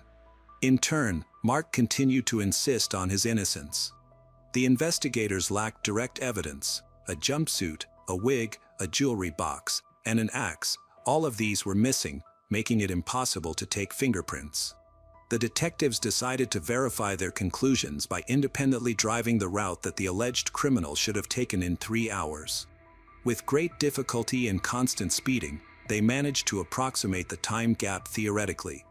Given a sufficient reserve of time and not wasting it, Mark could have dealt with his family. It was surprising how he managed to avoid being stopped for constant speeding on the way in both directions. The motive for the crime was still in question. After all, the Lundy spouses seemed to be a loving couple, making it hard to believe that Mark was capable of killing his wife and daughter. The detectives decided to investigate issues in the family's financial situation. As it turned out, on August 28th, the day before the murder, Mark received a notice that he urgently needed to make a payment for vineyard land, or he could lose it.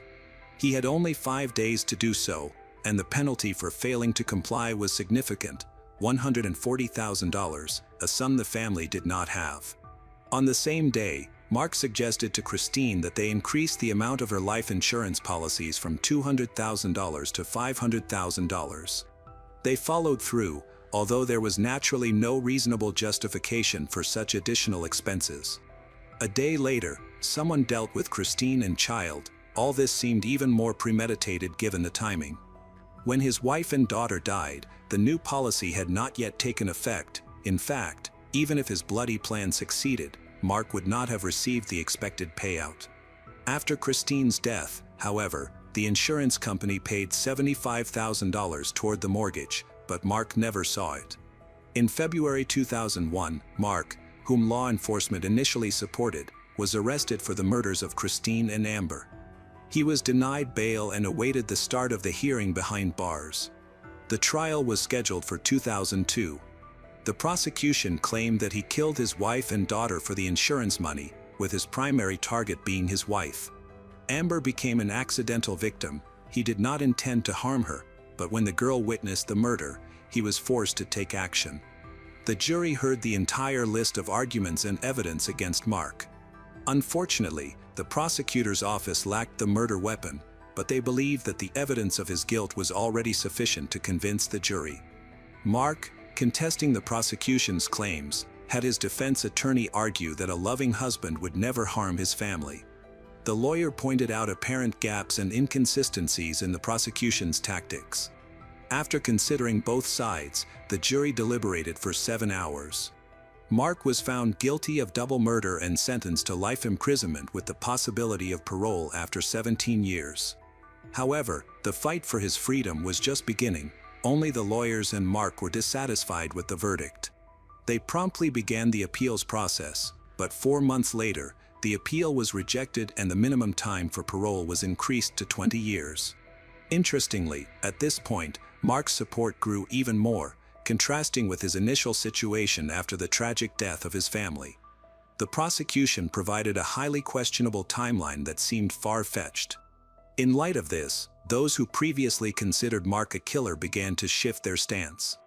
The 3-hour time frame in which the crime occurred appeared implausible, given the journey and the disposal of evidence involved.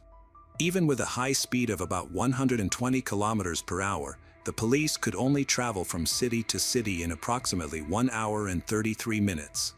It would have taken even more time to deal with 2 victims and dispose of the murder weapon, in addition to returning.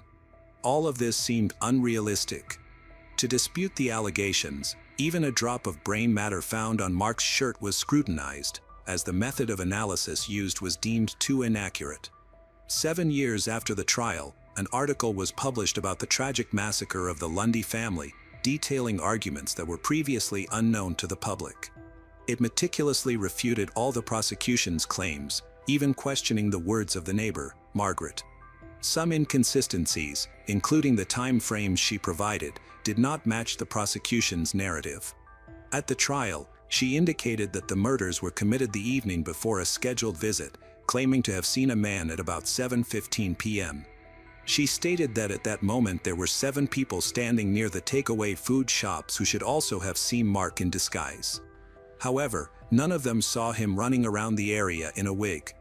The prosecutor insisted that Mark had changed the time on his computer and had cleaned the system, but later, upon inspection, it was discovered that the hard drive had, in fact, been infected with a virus that was randomly corrupting files. Mark simply didn't know about it yet. At that point, even a reanalysis of the paint found in Amber's hair failed to find a match with the substance that Mark had used to clean his tools. The defense insisted that the police had focused on Mark from the very beginning. All attempts to acquit him from the start were more likely made to divert attention, a way to gain trust. The authorities had several other suspects who did not even have an alibi, but they were simply ignored. Soon after the article was published, Mark's defenders filed another appeal and turned to the highest judicial instance in New Zealand. This became the last chance to acquit Mark. The preliminary hearings took place in 2013, and the lawyers prepared a strong case that provided answers to all the controversial allegations of the prosecution. Thanks to this, everyone began to seriously doubt Mark's guilt. His defenders even secured his family's bail after 18 months pending trial, and this has been ongoing for 12 years. The hearings began in the spring of 2015, and interestingly, the prosecution radically changed its tactics. The prosecutor's office completely reworked the timeline, claiming that Mark committed the murder at night after returning home from a visit with a call girl, giving him enough time to get home, have breakfast in a cafe in another city, and continue his business trips. According to eyewitnesses, he behaved quite calmly and was in a good mood. Some of the controversial arguments were discarded, while others were reworked to better fit the situation. The prosecution clearly did not intend to give up. Even new witnesses appeared. For example, a cleaner who went to Lundy House on the 28th said that she sensed a lot of tension between the spouses. The defense also intended to present compelling arguments. New technologies now allowed for a different approach to assessing evidence. DNA samples from 2 unidentified men were found under the fingernails of Christine, which did not match the materials belonging to Mark. Additionally, it was discovered that during the initial investigation, the police had ignored several compelling pieces of evidence. For example, dark hair found in Christine's hand clearly did not belong to her. 10 hairs were found under the right fingernail and 11 under the left. The hairs were sent to the ESR for testing in 2 plastic bags. The bags remained untouched at the ESR for 9 months and were then returned to the police in June 2001. After his conviction in 2002, Mark wrote to the police asking that all material relating to his case be preserved. The police ignored this request and destroyed the hairs in December 2003. Detective Inspector Mark Hercock, the lead investigator at the 2015 retrial, confirmed that the hairs had never been examined or tested. The lawyer provided a new theory, suggesting that the killer could have been Glenn, Christine's brother, the very person who discovered the bodies and waited in the kitchen for the police to arrive. He had explained the scratch on his nose as a mark from a domestic cat, which led the police to leave him alone. At that time, however, the police had searched Christine's brother's house and car. They used luminol and found blood stains in both, but did not investigate further, which could have belonged to the murdered women. Glenn's neighbor admitted that he had long suspected Glenn of the murder because he had witnessed Glenn trying to dispose of some clothes. During the hearings, the prosecution claiming that Christine's brother had unhealthy tendencies and had molested Christine, leading to the deaths when she discovered it. Naturally, by this point, the defense had lost significant arguments to support these theories, as a lot of time had passed and traces were no longer available. Another strong point for the defense involved communication with an expert who identified the brand on the shirt. According to him, he had worked in a laboratory not intended for this kind of analysis. The technique was completely new and untested, and he likely made mistakes. The defense argued that the stains on the shirt could have originated from a meat pie. New studies were conducted with the best specialists, but they all concluded that the sample was poorly preserved and unsuitable for analysis. The only thing they could confirm was that the stain was from human tissue, but its origin was unknown, hence, this evidence was excluded as unreliable. Margaret was also not invited to the courtroom, and her testimony was disregarded. The defense presented a new theory regarding what could have happened to Christine and Amber. They argued that shortly before the murders, the family began receiving threats regarding debts, suggesting that someone came to the Lundy house to intimidate Mark into paying them off more quickly.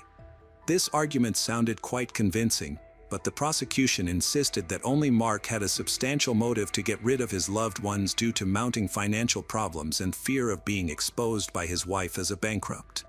The increase in the life insurance policy right before the murders seemed suspicious to the prosecutor and could not be considered coincidental. The jury deliberated for more than 15 hours. After these hearings, many jurors hesitated and could not reach a consensus. The Supreme Court upholding the previous verdict, Mark was sent back to jail to serve the remaining 8 years of his 20-year sentence before he could apply for parole. However, the defense did not give up and attempted to file an appeal in 2017, which became possible after changes in legislation. They focused on the obvious errors in the investigation and inconsistencies in the prosecution's version, but the court confirmed the sentence once more. The Court of Appeal ruled that the mRNA evidence was new science that had never been used before or since and should not have been presented to the jury, but upheld Mark's conviction. This was the interim provision, the mechanism that allowed the Court of Appeal to dismiss Mark's appeal. Mark's lawyer, Jonathan Eaton QC, then argued in the High Court that Mark had been the victim of junk science, and in May 2019 he was granted leave to appeal to the High Court, based solely on the interim provision argument. On December 20, 2019, the New Zealand High Court dismissed Mark's appeal, stating in its closing that other evidence demonstrates beyond reasonable doubt that Mr. Mark murdered Christine and Amber Lundy. Mark remained unable to fight for his freedom until 2022 when, in August, he was given the right to apply for parole. He was hopeful for release, but the commission refused, citing that he did not provide a plan to address his aggression issues. He maintained that he had not killed anyone and had no anger management problems, making it impossible for him to create such a plan. Despite the denial, a retrial of the appeal took place in May 2003. This time, the counsel sought to understand what motivated him regarding his family. Mark again insisted on his innocence, stating he would rather die in prison than admit to something he didn't do. This only worsened his situation, as he was denied release and required to undergo rehabilitation for alcohol issues he had faced before his imprisonment. Mark's relatives supported him, understanding he could not confess to a murder he did not commit, as this would destroy his struggle for freedom that had lasted for 2 decades. However, he remains hopeful of ever being released and continues to insist on his innocence. In 2025, North and South journalist Mike White revealed that other forensic evidence, such as hair samples from Christine's fingernails, had never been tested. A scientist had found blood-soaked fibers on a window next to the door where police believed the perpetrator had entered the Lundys' home. Police had also sent these fibers to the Institute of Environmental Science and Research, but again, they had never been tested. Police could not explain why the fibers had never been tested. After another hearing in April 2025, Mark was pardoned after serving 23 years in prison. He is scheduled to be released in May. He will face a variety of restrictions, including a ban on online dating, social media, and media interviews. He will be required to notify his probation office of any relationships or employment. The tragic case of the Lundy family remains one of New Zealand's most controversial and polarizing criminal cases.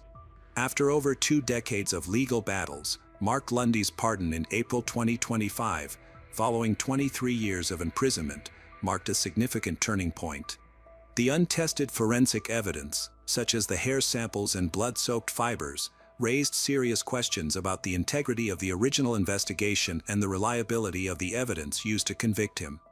While some continue to believe in Mark's guilt, citing the financial motive and the timing of the insurance policy increase, others argue that the prosecution's case was built on circumstantial evidence and flawed science, leaving room for reasonable doubt. Mark's release, accompanied by strict probation conditions, reflects the ongoing tension between justice and uncertainty in this case. As he steps into a new chapter of his life, the unresolved questions surrounding the deaths of Christine and Amber Lundy continue to haunt those seeking the truth. On October 19, 2021, a cool autumn day in Wood Street, Kettering, a peaceful market town in Northamptonshire. Wood Street, with its simple homes and ghost houses, was alive with the usual sounds of everyday life: neighbors chatting, cars passing by, children returning home from school. But just after noon, that tranquility was shattered. Marta Kmieleka, a 31-year-old woman whose life was cut short, leaving her community in turmoil and her family forever altered. Northamptonshire police received a call expressing concern for a person's welfare at a residence on Wood Street. A family member had not heard from their loved one for several days and sensed that something was wrong. Officers arrived expecting to conduct a routine welfare check. They forced their way into a rented room and discovered a scene that initiated one of the town's most disturbing crime investigations. Marta was dead. The small, cluttered room was filled with secrets that would take months to uncover.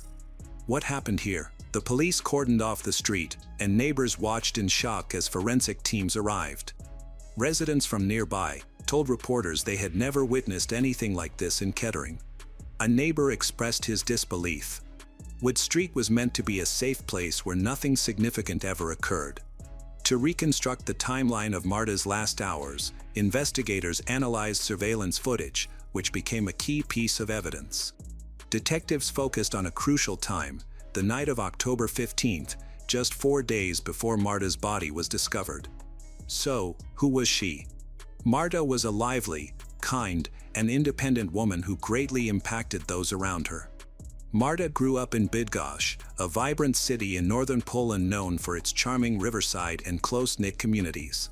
Her family considered her full of life, always smiling, and eager to help. Marta had a special ability to make people feel valued, whether she was assisting a neighbor with groceries or enjoying long conversations with friends over coffee. Her brother and sister-in-law, who later spoke at her inquest, described her as the glue of their family, someone who was always ready to help without needing to be asked. In Poland, Marta had a strong relationship with her parents, especially her father. Friends referred to her as a daddy's girl, not because she was spoiled, but because of the close and unwavering bond they had. She would call her father just to share her day. He listened with pride as he watched her grow into a confident woman. Marta also loved her brother's children and took her aunt duty seriously. She would spoil them with small gifts, play with them, or simply listen to their stories. Her family said she had a natural warmth that made everyone feel valued. At around 25 years old, Marta met Powell Kmialecki, who was a few years her senior. Powell was charming, confident, and had a passion for cars, particularly BMWs, which he loved to showcase. Powell was drawn to her lively personality. Their friends noted that they seemed like an ideal couple. Marta's outgoing nature balanced Powell's more reserved demeanor. They bonded over common interests like music, weekend trips, and dreams of a life outside of Poland. For Marta, who was always eager to explore and ambitious, Powell appeared to be a partner who shared her aspirations for new adventures. Their relationship progressed quickly. After dating for a couple of years, they were ready to move forward. On July 29, 2016, Marta and Powell married in a small, joyful ceremony in Bydgoszcz. The day was filled with family, laughter, and Polish traditions. Marta's family, especially her father, was delighted to see her so happy. The couple settled into their married life by renting an apartment in Bydgoszcz. For a while, it seemed like the life Marta had dreamed of, stable, loving, and aimed at a bright future. Marta and Powell had ambitious goals. They sought more than what Bydgoszcz could provide. They wanted opportunities for personal growth, better earnings, and a chance to immerse themselves in a new culture. In 2017, they decided to take a significant step. They moved to England. They chose Kettering, a small town in Northamptonshire, partly because Marta's brother and his family already lived there. This move was a big leap for them. They packed their belongings, said farewells to their families, and arrived in the UK with optimism. Kettering, with its peaceful streets and supportive Polish community, felt like the perfect place for a fresh start. They rented a home together, explored their new surroundings, began building a new life. They enjoyed their time in Kettering by going for walks and visiting local cafes and bars. Initially, the move seemed to deepen their relationship. Marta embraced her new life in Kettering, finding a job and making friends, while Powell also adapted to his work. They often hosted dinners for Marta's brother and his children, with Marta happily playing the role of an aunt by bringing games and treats. Social media posts from that period captured their joy, showcasing them smiling with each other and sharing captions about their new adventures. Beneath the seemingly perfect moments, problems were emerging. Powell, who had always been somewhat possessive, began to show a controlling behavior that Marta hadn't fully recognized back in Poland. He started questioning her whereabouts, the people she spent time with, and why she was making new friends. Marta, who valued her independence, struggled with being monitored. She wanted to live freely, not just exist under Powell's watch. As time passed, Powell's jealousy intensified. He was no longer just protective, he had become obsessive. While Marta was flourishing and expanding her social network within Kettering's Polish community, Powell couldn't cope. He bombarded her with texts to find out her plans and would often show up unexpectedly where she was with friends. Those around her noticed that she didn't seem like herself anymore. Her usual vibrancy had faded. While Marta shrugged it off, saying Powell was just stressed or adjusting to life in England, her close friends could see the underlying tension. Though Marta always wore a smile, her family later revealed that she had spoken to them about Powell's behavior, hinting at arguments that left her feeling trapped. The tension between Powell and Marta escalated from emotional to physical abuse.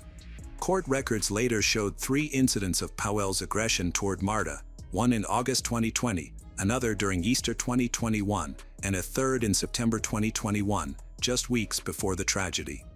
These incidents were not isolated, they were part of a recurring pattern. Though always a strong-willed person, Marta began to fear the man she once loved. She confided in friends that she no longer recognized Powell. She felt suffocated by his jealousy. Despite her fears, she stayed with him, perhaps hoping for change or feeling burdened by their shared past. Powell's controlling behavior extended beyond their home as he harassed Marta's friends and tried to monitor her whereabouts, even stalking her by appearing at her workplace or waiting outside places she visited. By mid-2020, their marriage was falling apart. Marta moved out and found her own place in Kettering, determined to rebuild her life. She began to share her journey of personal growth on social media. Just 5 days before her life ended, she posted a photo with a caption in Polish, One of the worst mistakes a person can make is wasting years of life waiting for another person to change or develop. This bold statement signified her desire to move on. She started dating again, forming a new relationship with a colleague and planning a future without Powell. Powell was not willing to let Marta go. He continued to text, call, and try to involve himself in her life, even as she tried to distance herself from him. Marta repeatedly pleaded with Powell through messages, asking him to stop contacting her. During their investigation, the police found clear evidence of Powell's obsessive behavior. His messages ranged from desperate pleas to threats, showing his refusal to accept that Marta wanted to end things. Her family, especially her brother and sister-in-law, became aware of her increasing discomfort. When she visited them, still remaining a caring aunt to their children, there was a noticeable sadness in her eyes. She was trying to break free, but Powell's presence felt overwhelming. Marta wasn't just ending a marriage, she was escaping from a constraint. The process of breaking up wasn't instantaneous but involved careful, intentional actions. She began by creating distance, reducing contact, and staying away from places where Powell might be. Marta shared her plans to divorce Powell, whose name was on their official marriage registered in Poland, with her brother and sister-in-law who lived nearby. She had started gathering the necessary paperwork, which involved coordinating with lawyers back in Bydgoszcz. Additionally, Marta found support from her friends in Kettering's Polish community. They surrounded her with invitations to dinners, gym sessions, and social outings, helping her reclaim the joy that Powell had suppressed. Powell was unable to let go. His jealousy, which had already caused him pain, developed into an obsession.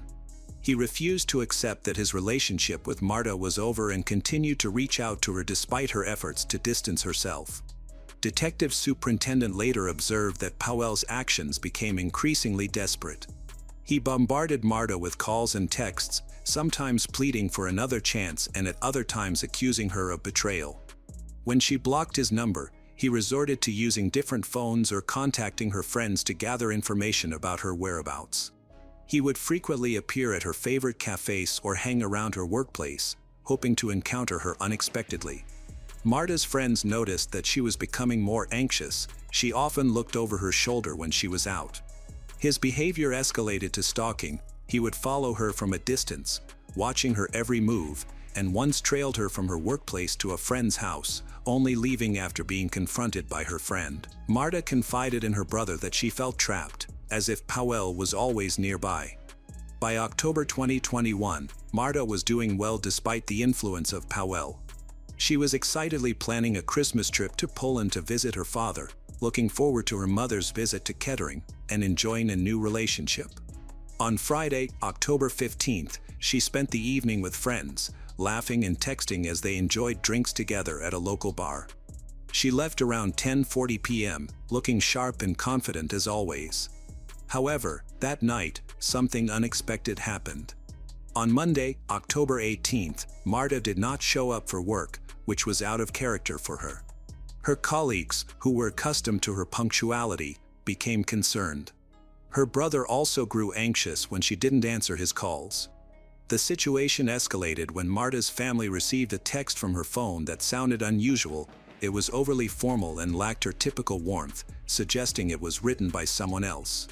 Her sister-in-law, feeling that something was seriously wrong, suspected that Powell might be involved due to his history of controlling behavior. On Tuesday, October 19th, Marta's sister-in-law visited Powell's rented room on Wood Street.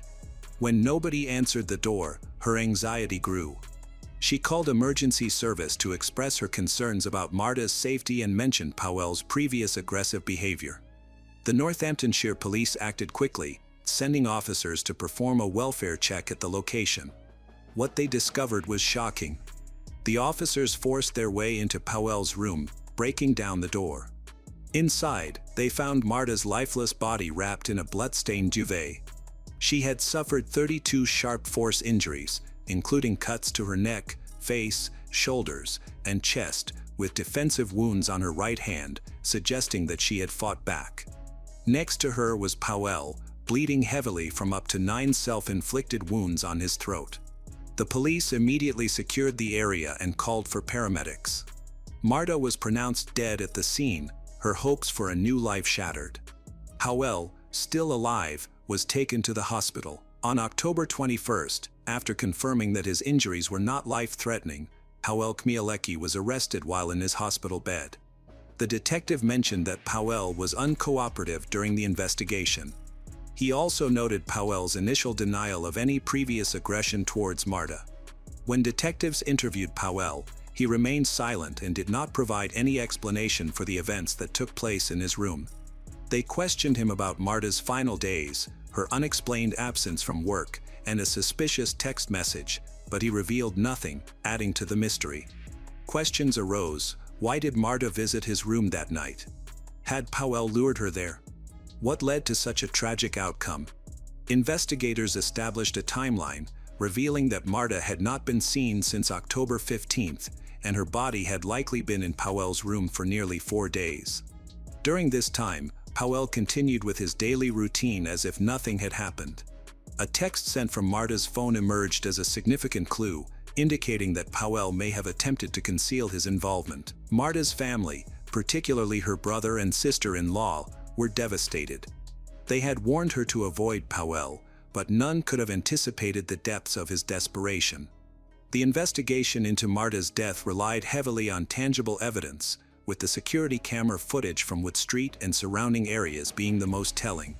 Northamptonshire police thoroughly searched CCTV and Ring doorbell recordings, which provided a disturbing glimpse into Marta's final moments.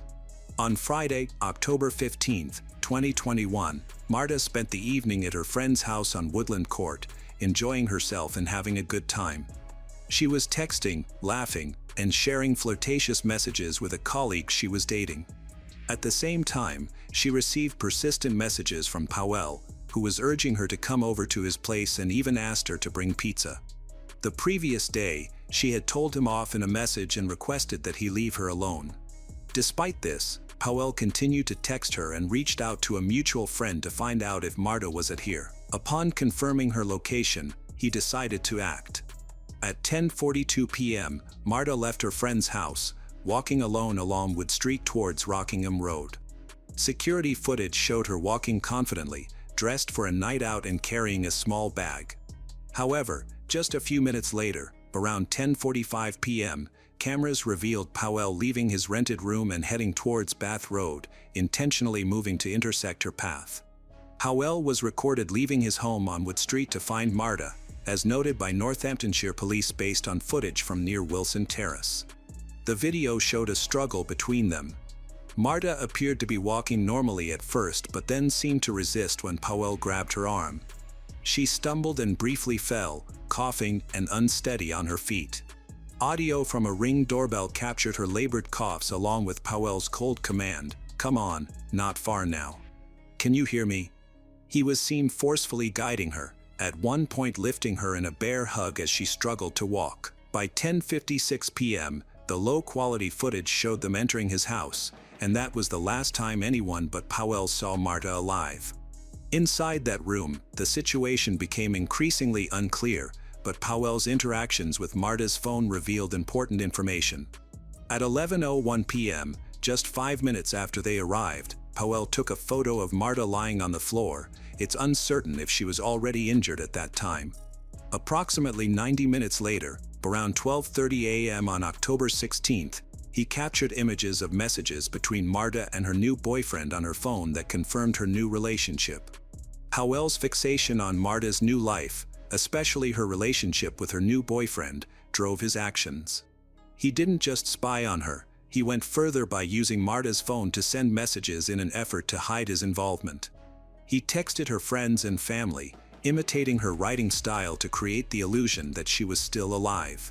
One particular message sent to her family was noticeably formal, unlike Marta's usual warm and casual tone, which raised suspicions. These messages were part of Powell's strategy to delay any suspicion and buy himself time while he remained in the room with Marta's body for nearly 4 days. Marta was last seen alive at 10:56 p.m. on October 15th, when she entered Powell's room. Detectives suspect she died shortly after, likely before midnight, based on a photo Powell took at 11:01 p.m. and the extent of her 32 stab wounds. The injuries to her neck were determined to be the cause of death in the autopsy.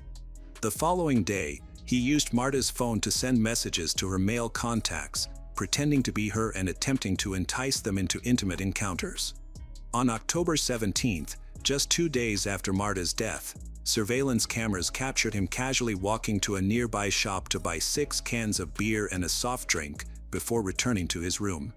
He showed no signs of grief, seamlessly blending into the daily life of Kettering while Marta's body lay covered in a blood-stained duvet. This footage was incriminating, revealing a man capable not only of murder but also of continuing his life as if nothing had happened. Howell was arrested on October 21st after his condition stabilized. He faced murder charges, and the evidence against him, CCTV footage, phone records, and forensic analysis, was substantial. Prosecutors presented his motive as jealousy and an inability to accept Marta's new life. He had expressed to friends that he couldn't bear the thought of anyone else being intimate with her, a feeling that ultimately led to his final act. By March 3, 2022, when Powell Kmielewski appeared in Northampton Crown Court and confessed to murdering Marta, the case had already captured the attention of the Kettering community and beyond. His guilty plea eliminated the need for a lengthy trial, which spared Marta's family from the pain of recounting every detail in court. The focus then shifted to a sentencing hearing on September 6, 2023, aimed at determining Powell's punishment and allowing Marta's loved ones to express their grief. Marta's brother and sister-in-law sat in the gallery, visibly heartbroken as they awaited the verdict on the punishment Powell would face for taking her life. The prosecution, represented by Northamptonshire Police and the Crown Prosecution Service, presented a strong argument for a tough sentence. They claimed that Powell's actions were not just a momentary impulse but rather the result of an ongoing pattern of control and obsession. They highlighted the 7 defensive wounds on Marta's right hand as evidence that she fought for her life. The prosecution also referenced Powell's history of domestic abuse, mentioning incidents from August 2020, Easter 2021, and September 2021 to illustrate his increasing aggression. In 2020, he confronted Marta at her workplace on Rockingham Road about her connections with other men, forcibly took her phone to search for evidence of infidelity, then punched her multiple times, resulting in bruises on her back and face, along with a cut lip. Although the police were contacted and Marta initially gave a statement, she later retracted it. Powell offered an apology to his wife through a community resolution process. Marta left him in September that year, but the harassment persisted with continued phone calls and messages. In Easter 2021, he became aggressive during a family party, pushing her. 3 months before her death, he found Marta at the pub, grabbed her arm, and threatened her. The next month, he was reported for harassment. Marta lived in constant fear, telling friends that she was afraid Powell might kill her. Despite her efforts to escape, like moving out, planning to divorce him in Poland, and pleading with him to leave her alone, he continued to stalk and manipulate her, even sending deceptive texts from her phone to avoid raising suspicion. The prosecution highlighted Powell's lack of remorse, noting that he remained with Marta's body for almost 4 days. Powell initially denied his history of abuse while attempting to manipulate the court proceedings. They urged for a life sentence with a lengthy minimum term, arguing that Powell's actions deserved no mercy. On the other hand, Powell's defense team had limited options due to his guilty plea and the strong evidence against him. With the help of an interpreter, they acknowledged the seriousness of his crime but requested a shorter minimum term. They claimed that Powell's actions were impulsive, driven by emotional distress from his divorce and Marta's new relationship. The defense argued that he was deeply affected by the breakup, citing his self-inflicted wounds as signs of remorse or mental anguish. They contended that, although the attack was horrific, it was not premeditated and that Powell's guilty plea had spared the family from a trial. However, these arguments were weak compared to the prosecution's evidence of Powell's calculated stalking and the brutality of the attack. On September 6, 2023, Judge Herbert announced the verdict. Powell Kmielewski was sentenced to life in prison, with a minimum term of 18 years and 4 months. The judge directly addressed Powell, stating, "It was a prolonged and violent attack driven entirely by anger and jealousy." He stressed Marta's fear, noting, The evidence clearly shows that Marta did not feel safe with you and feared you might kill her. The judge cautioned that Powell might never be released, as his eligibility for parole would be based on the parole board's evaluation of his risk to the public. This means that at 40 years old, Powell would be at least 58 before he could apply for parole, reflecting the serious nature of his crime. Marta's family felt the deep impact of the case. Her brother and sister-in-law, who were present at the sentencing, shared a moving statement through Northamptonshire Police, expressing that no sentence could alleviate their suffering. However, they found a small sense of closure in knowing that Powell was held accountable for his actions.